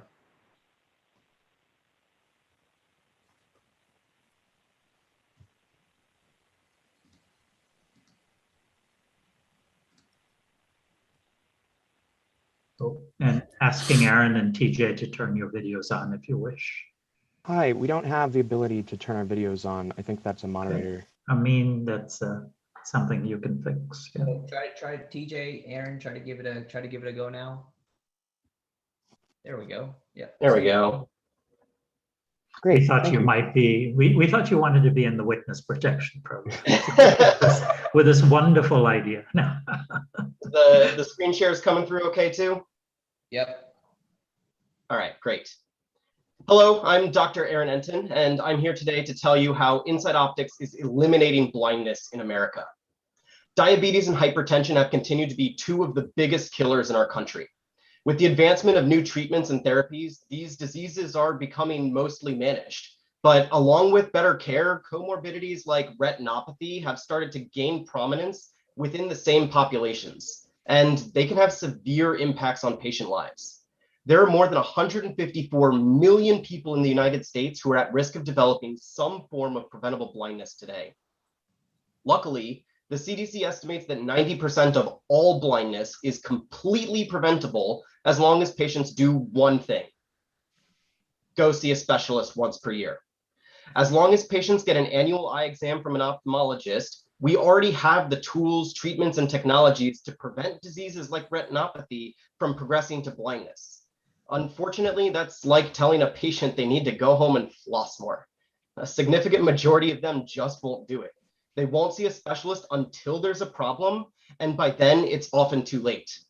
Further, the drivers behind why patients tend toward non-adherence predominantly affect impoverished, rural, minority, and other marginalized groups. We know from the improvements in care for diabetes and hypertension that this population is currently seeing their primary care physician or endocrinologist, but their general care providers don't have the training or expensive hardware necessary to provide specialized eye exams. The problem isn't technical, it's behavioral. Patients will see general care providers like their PCP for diabetic treatment, but rarely follow up with a specialist until there's a problem. At Inside Optics, we're bridging the gap between the point of primary care and the specialists to catch the signs of vision loss early. We've developed a platform to make pre-screening for diabetic retinopathy simple and easy so that we can capture the patients where they already are without requiring them to change the way they see doctors. At Inside Optics, our mission is preventing avoidable blindness by empowering our patients and their physicians to receive the care they need before it's too late. We've built a smart mobile-enabled platform that allows your primary care doctor or their nursing staff to record video of your eye on their phone. They receive real-time feedback on the video they've recorded and can forward this recording to a local eye doctor for diagnostic support and follow-up care. Using tools similar to the ones they already have that let them look in your ear and up your nose, your doctor can use our 3D printed interface to attach a smartphone to the back of a handheld ophthalmoscope and then record and refer their patient's exams. Our 3-step process makes it really easy for primary care providers to get at-risk patients the care they need without being a specialist and without requiring their patients to change. After your doctor or their nursing staff has attached their smartphone, within 60 seconds, they know that they've recorded what the specialist needs for a diagnostic before transmission, reducing non-capture rates in clinic. Primary care providers use our mobile app to record and send the eye exams within their local referral networks, and we do the heavy lifting with computer vision and machine learning to ensure that they've captured the right content and that it's of a diagnosable quality prior to transmission. And we provide a number of tools that allow them to review the results and track patient progress. Specialists who receive the exams can then review them in a web-based dashboard, and they have access to a suite of tools, including image quality assessment, feature recognition, and even image stitching for them to accurately and quickly provide a diagnostic. Our competition generally takes a top-down approach to this market. They provide AI-based diagnostic tools or prohibitively expensive hardware to the specialists within already adherent populations. They do this in an attempt to improve patient flow for these doctors, and that leaves millions of patients who normally don't adhere to the specialty preventative care pathways with extremely limited options. We're taking a bottom-up approach to the market, providing our customers with access to both the adherent and non-adherent populations. Our technology uses advanced proprietary algorithms to de-skill the process through the least expensive and most accessible hardware on the market. This minimizes our customers' upfront costs, it maximizes their return on investment, and integrates seamlessly into their workflows. The system requires no pupillary dilation and is authorized for use not just by the doctors, but by their nursing staff as well. Operating locally enables us to leverage and strengthen existing relationships between primary care doctors and the eye care specialists they already work with. And our suite of tools ensures they've captured the right information with the hardware they already have. We've built our platform to incentivize all of our stakeholders. For those who don't know, doctors are paid by insurers using codes that represent a specific monetary value.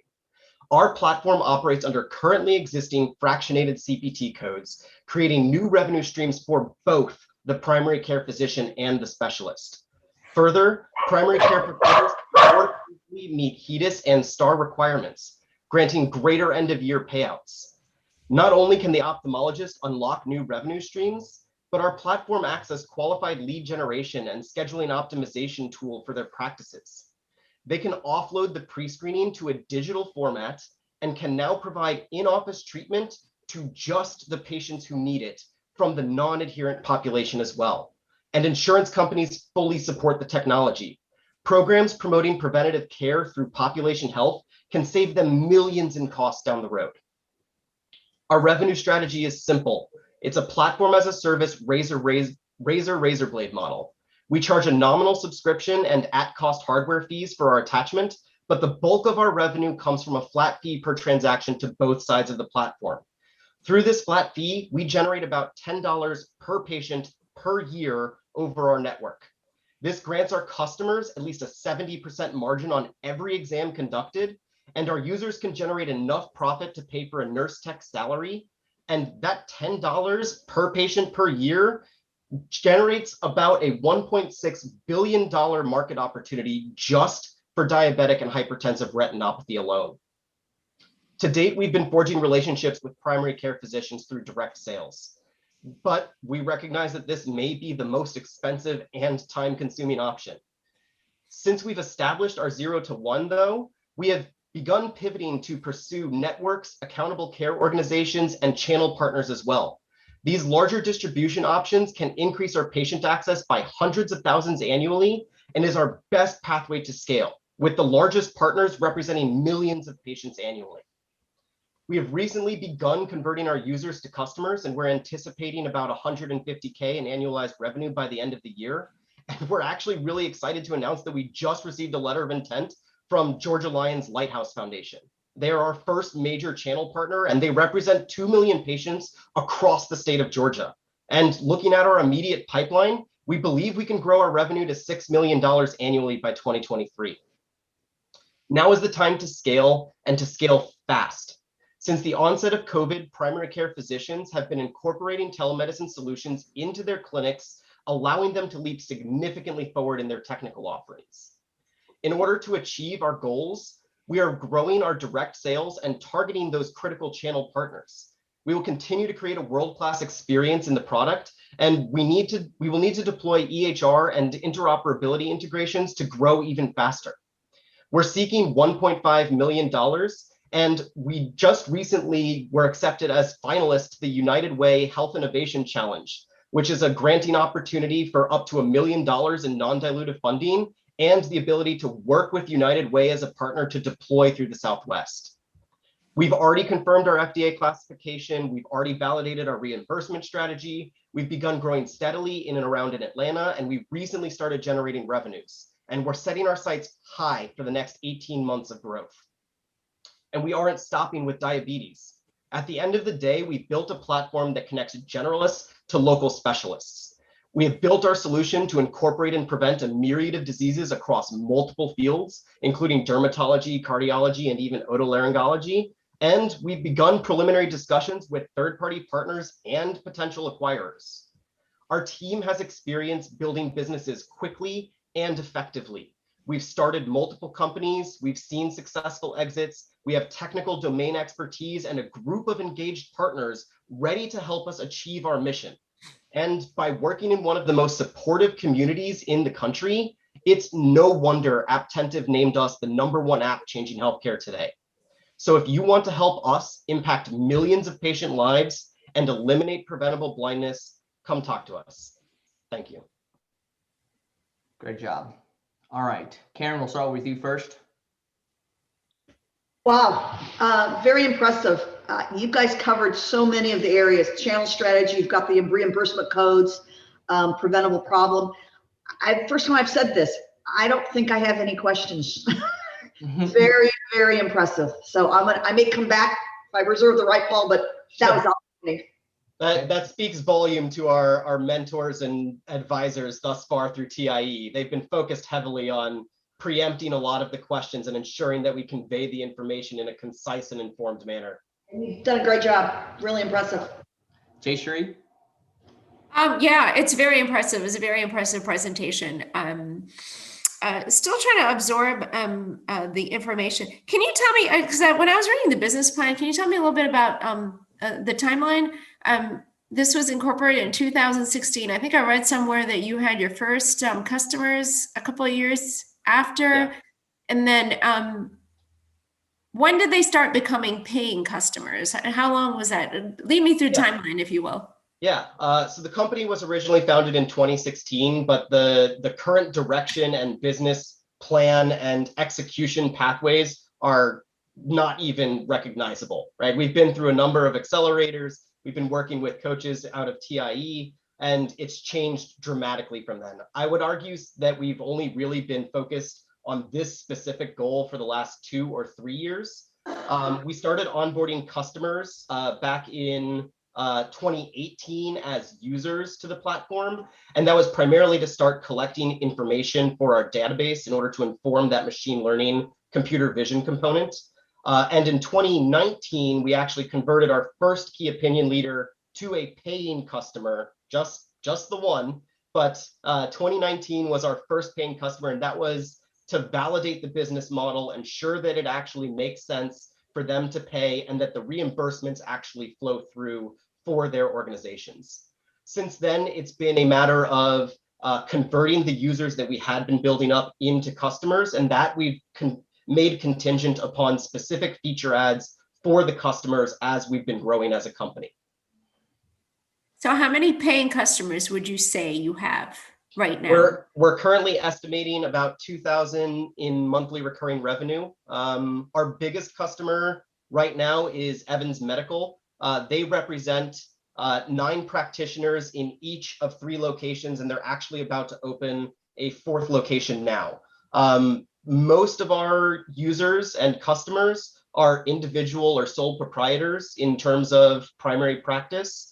And most of the customers on the ophthalmology end tend to be more syndicated. They tend to have like 3 or 4 ophthalmologists in a single practice. Gotcha. Thanks, Jayshree. Sig? Can you talk some more about your IP? Yeah. We're pursuing an active trade secret for the core technology, that machine learning computer vision component. And there are a number of reasons that our legal team has recommended that pathway.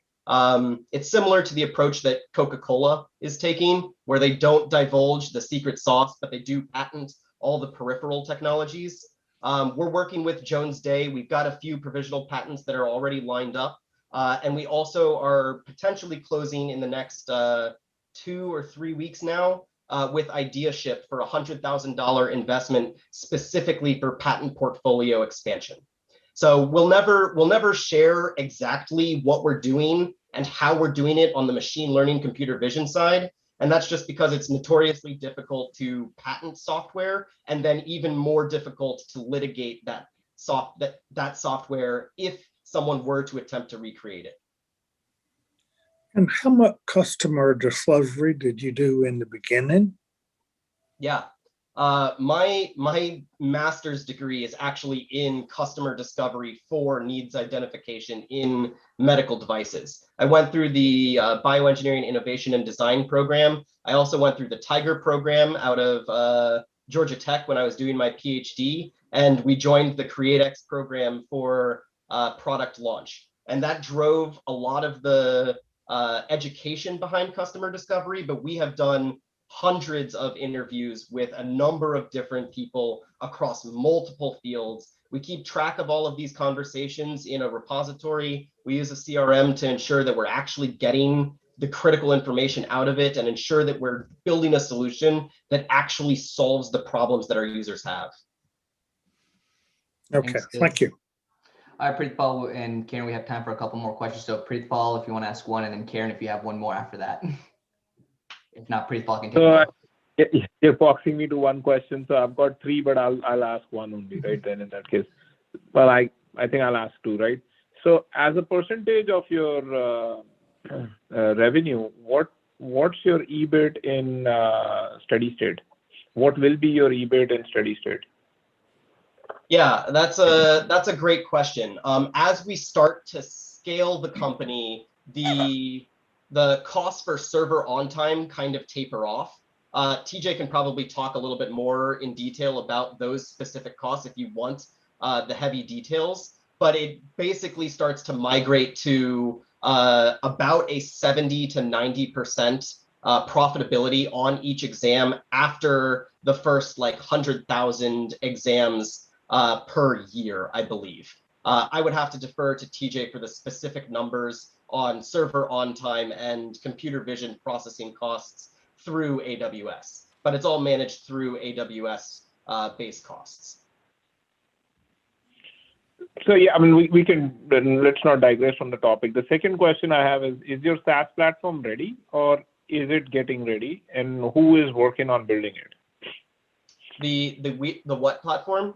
SaaS. The SaaS platform. The SaaS is it platform. ready? Yeah, the platform is already available. You can download it on the App Store. The web portal is fully functional. We have users that are constantly reviewing exams to date.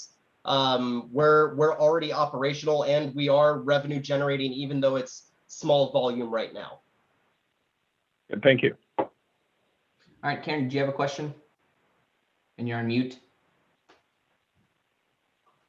So have you done the analysis in terms of how many minutes it takes to do this? And does that equate, is that comparable to what they're getting for the rest of their visit with the patient? Yeah. So in order to do this in a non-mydriatic sense, where you're not requiring drops to dilate your pupils, the Right. patients need about 3 minutes in a dark room in order to get some level of dilation in their eyes. And then from there, once you've opened up the app, it's about 15 seconds per video.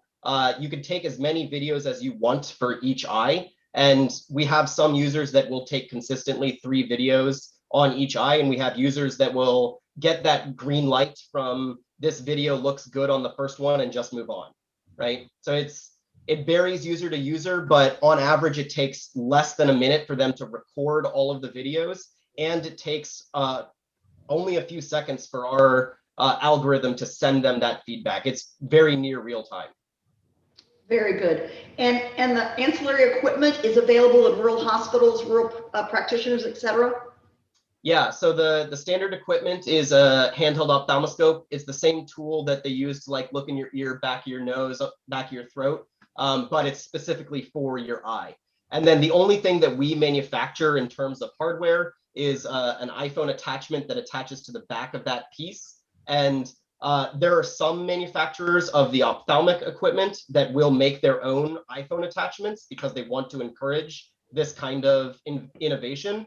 But the cost for us for production for these components is such that we're able to operate at the scale that we're operating right now. Our plan for moving forward is to migrate the 3D printing solution to an injection molded solution, but that's going to be contingent on actually needing that level of scale for the production of those pieces of hardware. And those are sold at cost. It's not a very large portion of our profit margins. And one last 3-second one. Karen, I hate to stop, but we got Ashish Mistry on, and he's joining from his son's baseball game, and want to be mindful to his time as well as a keynote today. But Aaron, great job moving you back and TJ back into the attendee room. Yeah, thank you very Want much. to add in a few closing things right before we get Ashish on? No, I think you could Okay. do that. I'm going to ask the judges to join me in the other Zoom meeting. I think I saw that they all have the info, so Correct. see you all there. So as Paul mentioned, the judges are going to step out. Everyone in the attendee room, please stay on. And Ashish Mistry, if you want to come online, and judges. I'm here. Awesome. Thanks, Ashish, for joining. It doesn't look like a baseball field. What's up, Ashish? Did you guys get rained out? Nope, that's at 4:30. We've got a golf tournament that I'm off the course for. So thank you. I'm trying to figure out this retirement thing for about 2 weeks, and so far doing a terrible job. Well, Ashish, thanks so much for joining. Someone who's an accomplished entrepreneur in the community, has lent, has had a helping hand for a lot of entrepreneurs from his startup days to his venture capital days, and also with his recent acquisition of Control Freak, to share some thoughts. As you guys know, our goal with TiE is just to be able to have folks that have been there, done that, to come on to be able to share their experiences for you guys to connect with, and for you guys to learn from as well. So I think for the next 15 minutes, as Paul and the judges deliberate and come back with the final verdict of first, second, and third place, Ashish Mistry, if you want to go ahead and get started.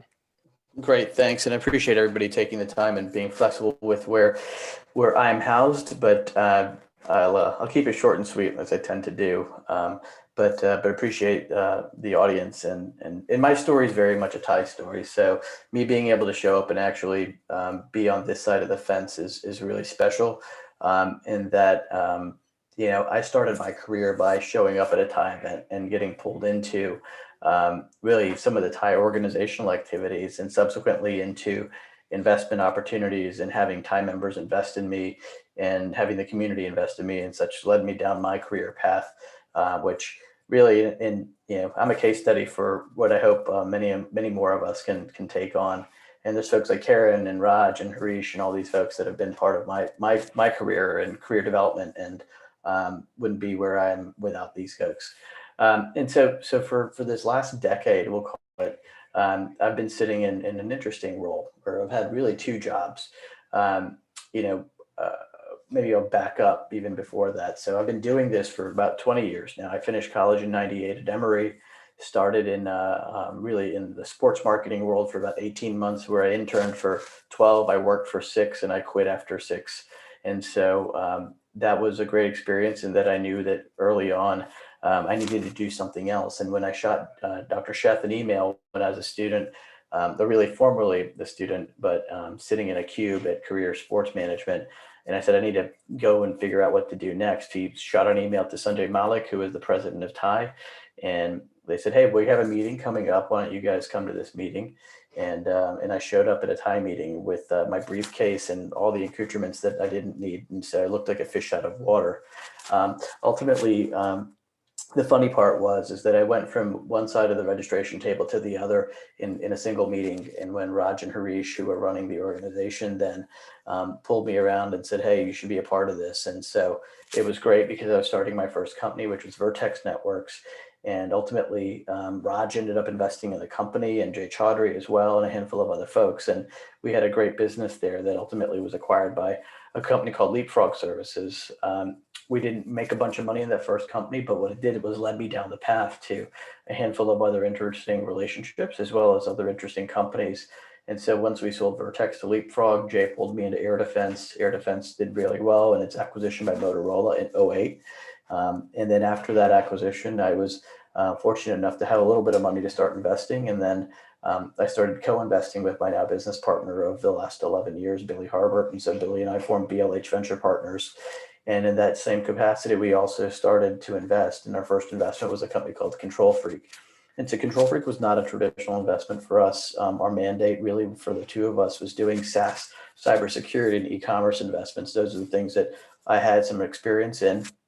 And so when Control Freak came along, it was a small project. He and I both put $25,000 in that business and split the business evenly, took the founder out, and I ended up with a box of plastic knobs on my desk. And so fast forward, that plastic knobs business, which was really an interesting idea, but not really a business, we grew to a company of 35 people, and then recently exited that company to a Danish private equity-backed strategic in December of 2020. And so, in a lot of ways, had a great run up with a lot of the pandemic-oriented stuff. But we built a great business and a great brand, and really, and more importantly, we built a great team. And so, most every team member was brought on to the new organization. And the interesting part is that most of those people still remain today, and the company will continue to grow. But Control Freak story is fascinating in the sense that, we really hadn't done consumer products before. I'd been tinkering around in the software space, doing security and all those things. I ran marketing and sales and outside, really a lot of external facing activities. And so from that perspective, my experience wasn't consumer. It was really blocking and tackling enterprise software. So when your channel in the enterprise security business goes from a bunch of guys wearing suits and ties selling to enterprise CISOs or information security officers to 19-year-olds wearing Rolexes and basketball shorts that are on YouTube, you tend to have a very different perspective on the world, but there's a lot of similarities when you come down to it.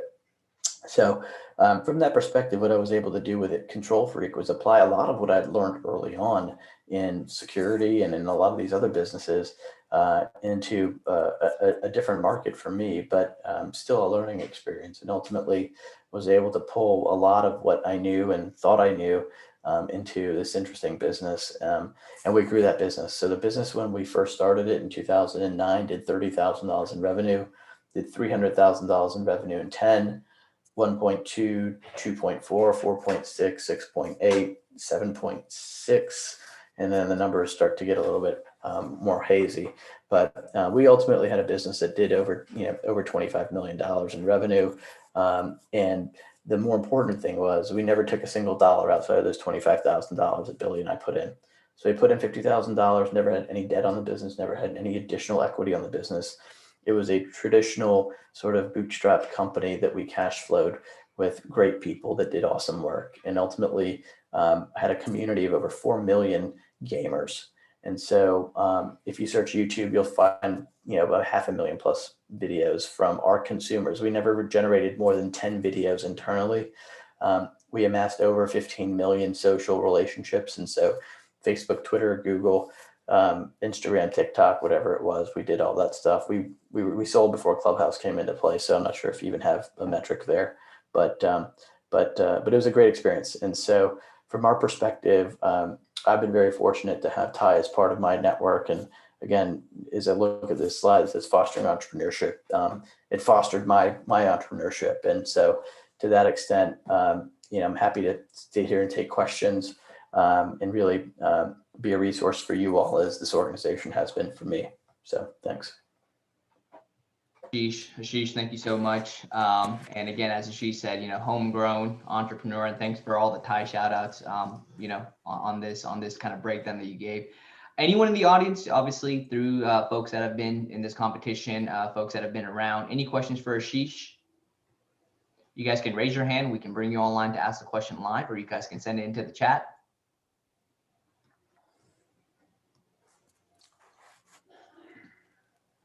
Or not. Or not. Going once, going twice. Yeah, I'm sure there's some stuff out there. And I mean, if I can't see anybody, so I just feel like I'm talking to my computer. I'm looking. I got Okay. the chat and everything else open on my end, so I'm keeping a lookout, and I've got the question and answer open too. Okay, so Neethi just asked the question. Ashish, what kept you going when you had small revenues initially? What was interesting is that when we had small revenue, I guess maybe the part of the story that I skipped over was we also had a venture capital firm that we had launched at the same time. So I also have BLH Venture Partners, which is a early stage technology investment firm. So much like you guys, Sig's one of your judges. So I went in to see Sig with my business partner when Sig sat there across from the table and said to my business partner, if you expect to make any money in venture, you're not doing it for the right reasons. And that wasn't a great real sales pitch.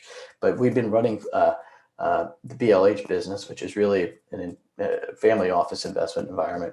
And we were doing those investments. And so I never really knew what I was going to be doing at that point in time. I thought Control Freak was interesting, and I thought we'd continue to keep running it in some small capacity. But I thought if it got to $400,000 in revenue, we'd be a huge success. What kept me going was the fact that each of the marketing tactics that we tried, we were unique, and we were really ahead of the curve. So influencer marketing we were doing before influencer marketing was even a good thing. We were doing esports before esports was even a coined term. I mean, I'm like the old guy in esports. Like, nobody knows who I am, but people know who I am. But we were doing all sorts of interesting and crazy things before it was even coined or even out there. And that's what really kept me going, was that we'd test something and we'd see results. We'd test something and we'd see results. We didn't have people breathing down our neck. We didn't have a bunch of investors. We managed the business very well. And since we did that, we had the ability to continue testing, and we saw our results. And I think that's some of the stuff. And not everything worked, but when it did work, we just basically multiplied the amount of dollars we put towards it. And those dollars were generated from selling something to somebody, not just going out to the market to get investment dollars to invest here. So that's what get me going. So I think I just had a quick question based on what you just explained. Was there at what moment did you realize that you needed, or did you have a grasp about finances and really being able to present that to investors? Because I know that obviously initially when you had the discussion with Sig and Harish and Raj, what feedback did they give you, and what do you think? What do you think you did in terms of a pivot to ensure that was a consistent thing that you did forward on the finances front? Well, are you talking about for Control Freak or for anyone? I think for any of the companies, because I think, with what we've seen with the university teams, and we do a lot of workshops on this for the teams as well too, is about articulation of finances to investors and how important that is, because you need to be clear, concise, but it needs to be so that an investor can understand it. So any feedback and thoughts about that? Yeah, I think you just have to have financial literacy. I don't think anybody's expecting you to put together a 5,000 row column of every intricacy. Most investors know early on that your numbers aren't going to be right. We're looking for directional accuracy and just your ability to sort of have validity around assumptions. And so, like, all right, hey, listen, you're making assumptions. I can get 3 customers, not 3,000, or getting to $30 million in your first year revenue is just stupid, right? Like that shows up, and I'm discounting that completely. And so, as I look at investing, to me, it's, does somebody have a very pragmatic and practical approach to what they're doing? Have they done enough homework? Do they have enough experience? If they're completely green, which is fine, they need to have people around them that aren't, such that they can bolster their experience and they have a complementary skill set to really ensure that there's some degree of sensibility and then, but higher likelihood of success. Thanks. Greena Kim with Automat just asked a question. How did you handle the initial manufacturing and scaling for manufacturing for Control Freak? Yeah, I was lucky in the sense that I found a small shop in Alabama that was going out of business. And I said, hey, listen, keep your people there. I'll pay them a little bit more. And one of the guys who happened to work prototypes, he had a relative that worked in that facility. And so we outsourced everything. We've never owned a machine or a fulfillment center. We outsourced all of that stuff so that our key focus was sales and marketing. All right. Any other questions, guys? For Ashish Mishra, who I believe is telling everyone that he's semi-retired, or for about 6 weeks. For about 6 weeks. Yeah. Anything So you said if there is probably yes. anybody can help me hit a 9-iron, let me know. Yeah. Okay. If you want to go ahead and raise your hands now. All right. Want to make sure that there's nothing that's left open for anybody. Any questions? Any final thoughts for Ashish? Yeah, and if you listen, I'm easy to get a hold of. I mean, you can share my contact information, email me, call me, whatever. I'm around, available to chat if you've got a good idea or something interesting. I'm trying to figure out what's next. Golf sucks for me, so unless I can master that in the next 6 weeks, I'm going to start something else. So yeah. So if you play golf, then you can easily have a chat with him playing golf and teach him how to swing that 9-iron. All right, Ashish. Thank you so much for sharing your time and being online on a busy day. But we'll talk to you soon. Yep. Okay. Bye. Bye. All right. Everyone else inside the room, the judges are still deliberating. They'll probably be done in the next probably 5 to 10 minutes. They're going through the score to see them talking on a different device here. I'm going to go ahead and leave this screen up that basically gets everyone inside the room excited about what's going to happen next, which is the prize money portion. So just hold tight, guys. The judges and Paul and Eric and the team will be back online to share any final thoughts and do the prize distribution. So stick tight, all. We'll come back online probably in the next 5 minutes, but we'll leave this screen static for right now, and we'll see you guys on officially shortly when the judges are done. In the meantime, if you have any questions, I'm online. I can answer them, but I'm going to go ahead and join the judges in the deliberation.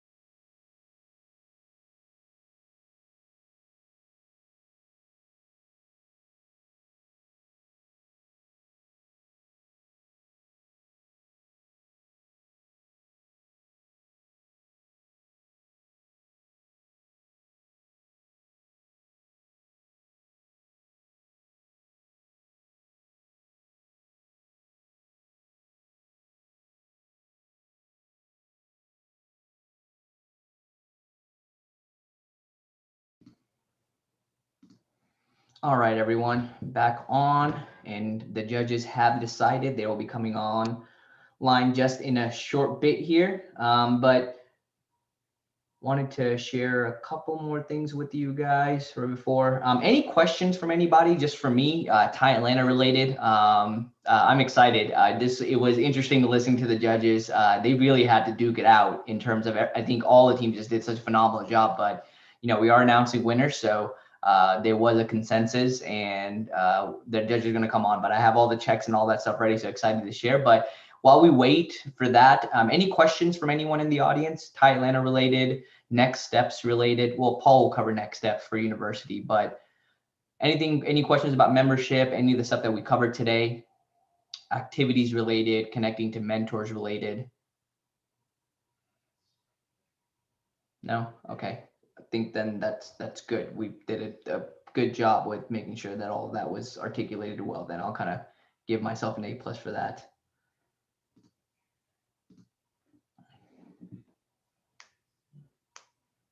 And the judges will be coming online just in a little bit here, so then we can do the official announcements.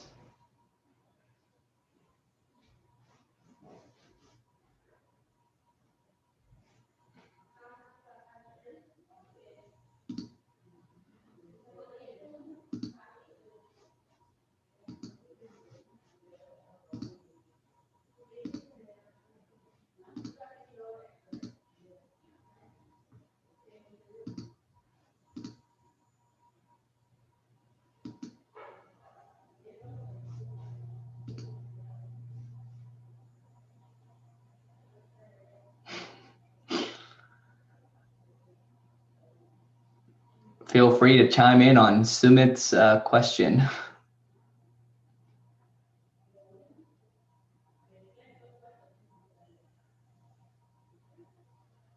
Wish well good luck to you. Good luck to you and Chem New. You guys have definitely come a long way. I think it's been 2 years that I think we've had an interaction. So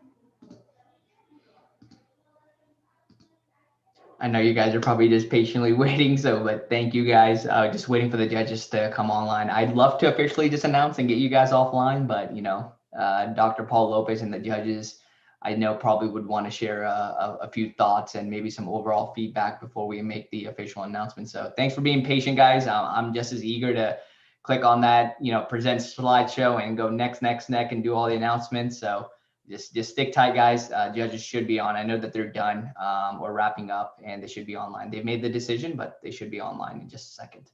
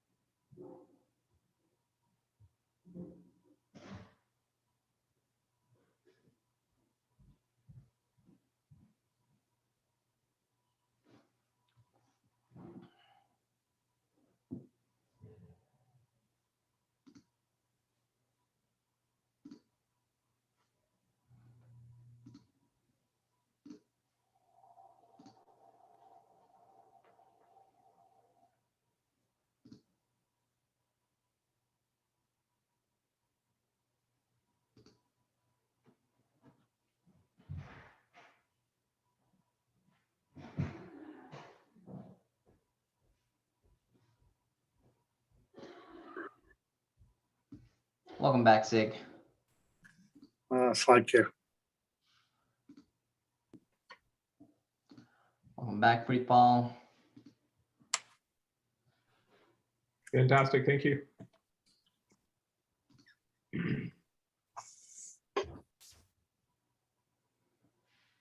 Okay, and if you want to take any pictures, I mean, you may want to at some point allow everybody to be a panelist, but entirely up to you. Yep. Let me see if I can easily do that.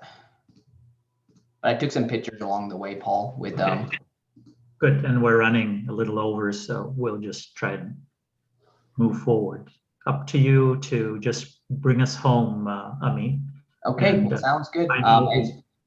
And we've decided who's presenting, so I'll just be the minor MC after you do the next couple of slides. Sounds good. All right. Well, again, I think formally, again, thank you, judges, Karen, Jayshree, Sig, and Preetpal for spending the day, all the afternoon, really being energetic along the way and providing a lot of great insights and just generally, really showcasing what the entrepreneur community in Atlanta can provide for future entrepreneurs or growing entrepreneurs and scaling entrepreneurs. So thank you for that. It was really insightful, and the time that you guys shared, I know, was very valuable for anyone that did pitch today and collected the feedback. So I think without further ado, let's just get on with the chase and make the announcements for the prizes. Sig, on behalf of the entire panel, he's done this. Oh my gosh, I don't think there's a number, Sig, of how many times you've done this. So tell us how it felt to be on the judging panel today.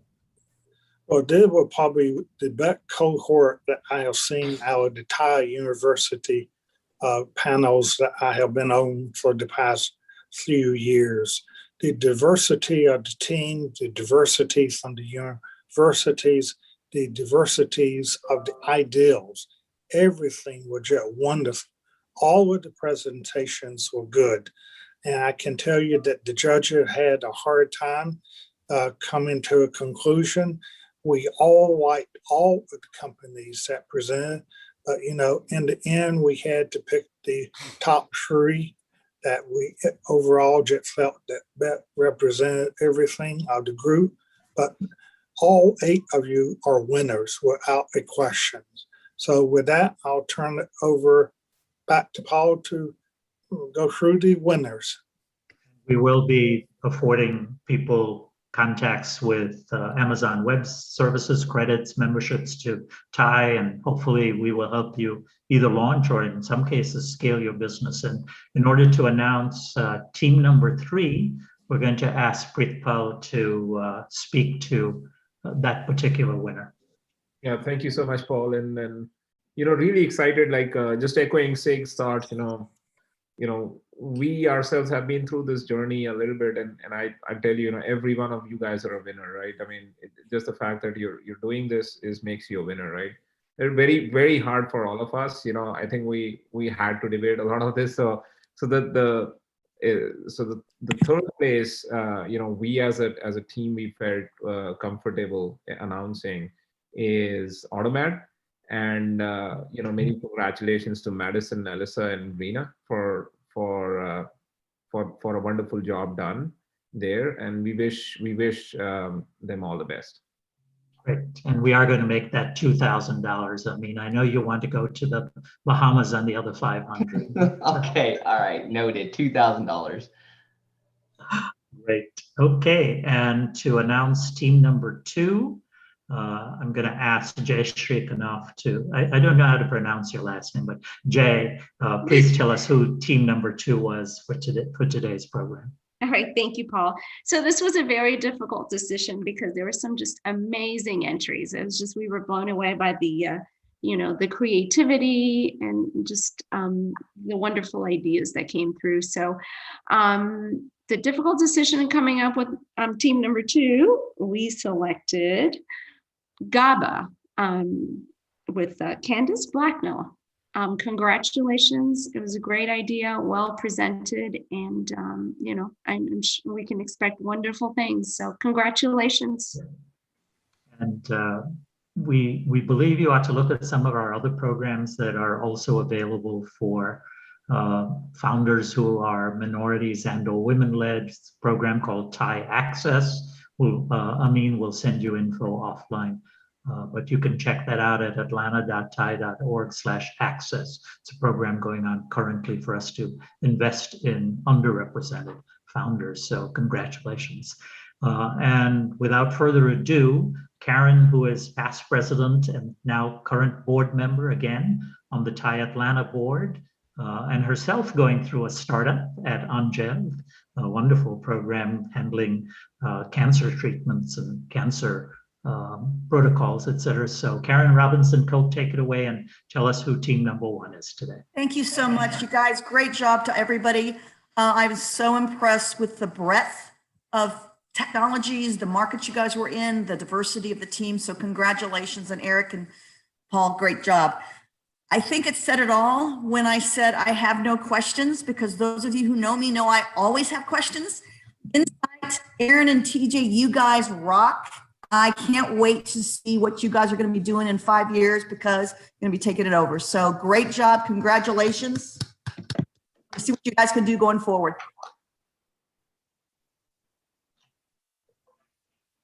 Okay. Amin, back to you.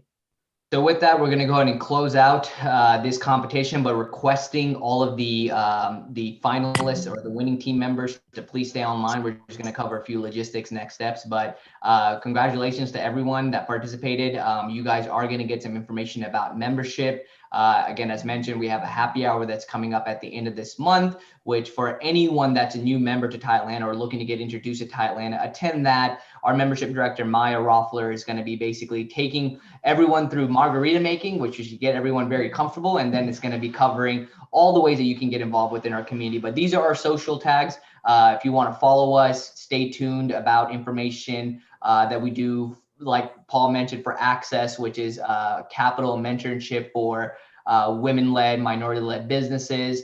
We also have a lot of those other inspirational panels, folks that you guys can connect with to grow your businesses. So to everyone, congratulations, good luck, and requesting the winning team to please stay online.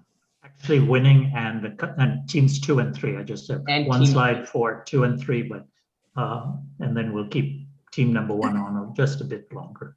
And Paul, we are in fact going to be providing specific feedback, because again, they were all the teams I think were still done, but we have some specific comments, and so those will come back around to the teams, correct? All the qualitative feedback you provided, both through the docs before for all 8 teams, the feedback today, and then I'd ask if any of you felt rushed and have some thoughts in the next 48 hours. Blue highlighted says post-event feedback form. Please do that. The students find it very, very helpful. And such as, hey, I want to help you connect. I think, Britwell, you mentioned that on a couple of teams. So use the post feedback form. It's blue highlighted for you, and we want all of those. We will send those out to the teams, mid-ish week, if you can get those to us by Monday. Good point, Darren. Thanks so much, and we'll end the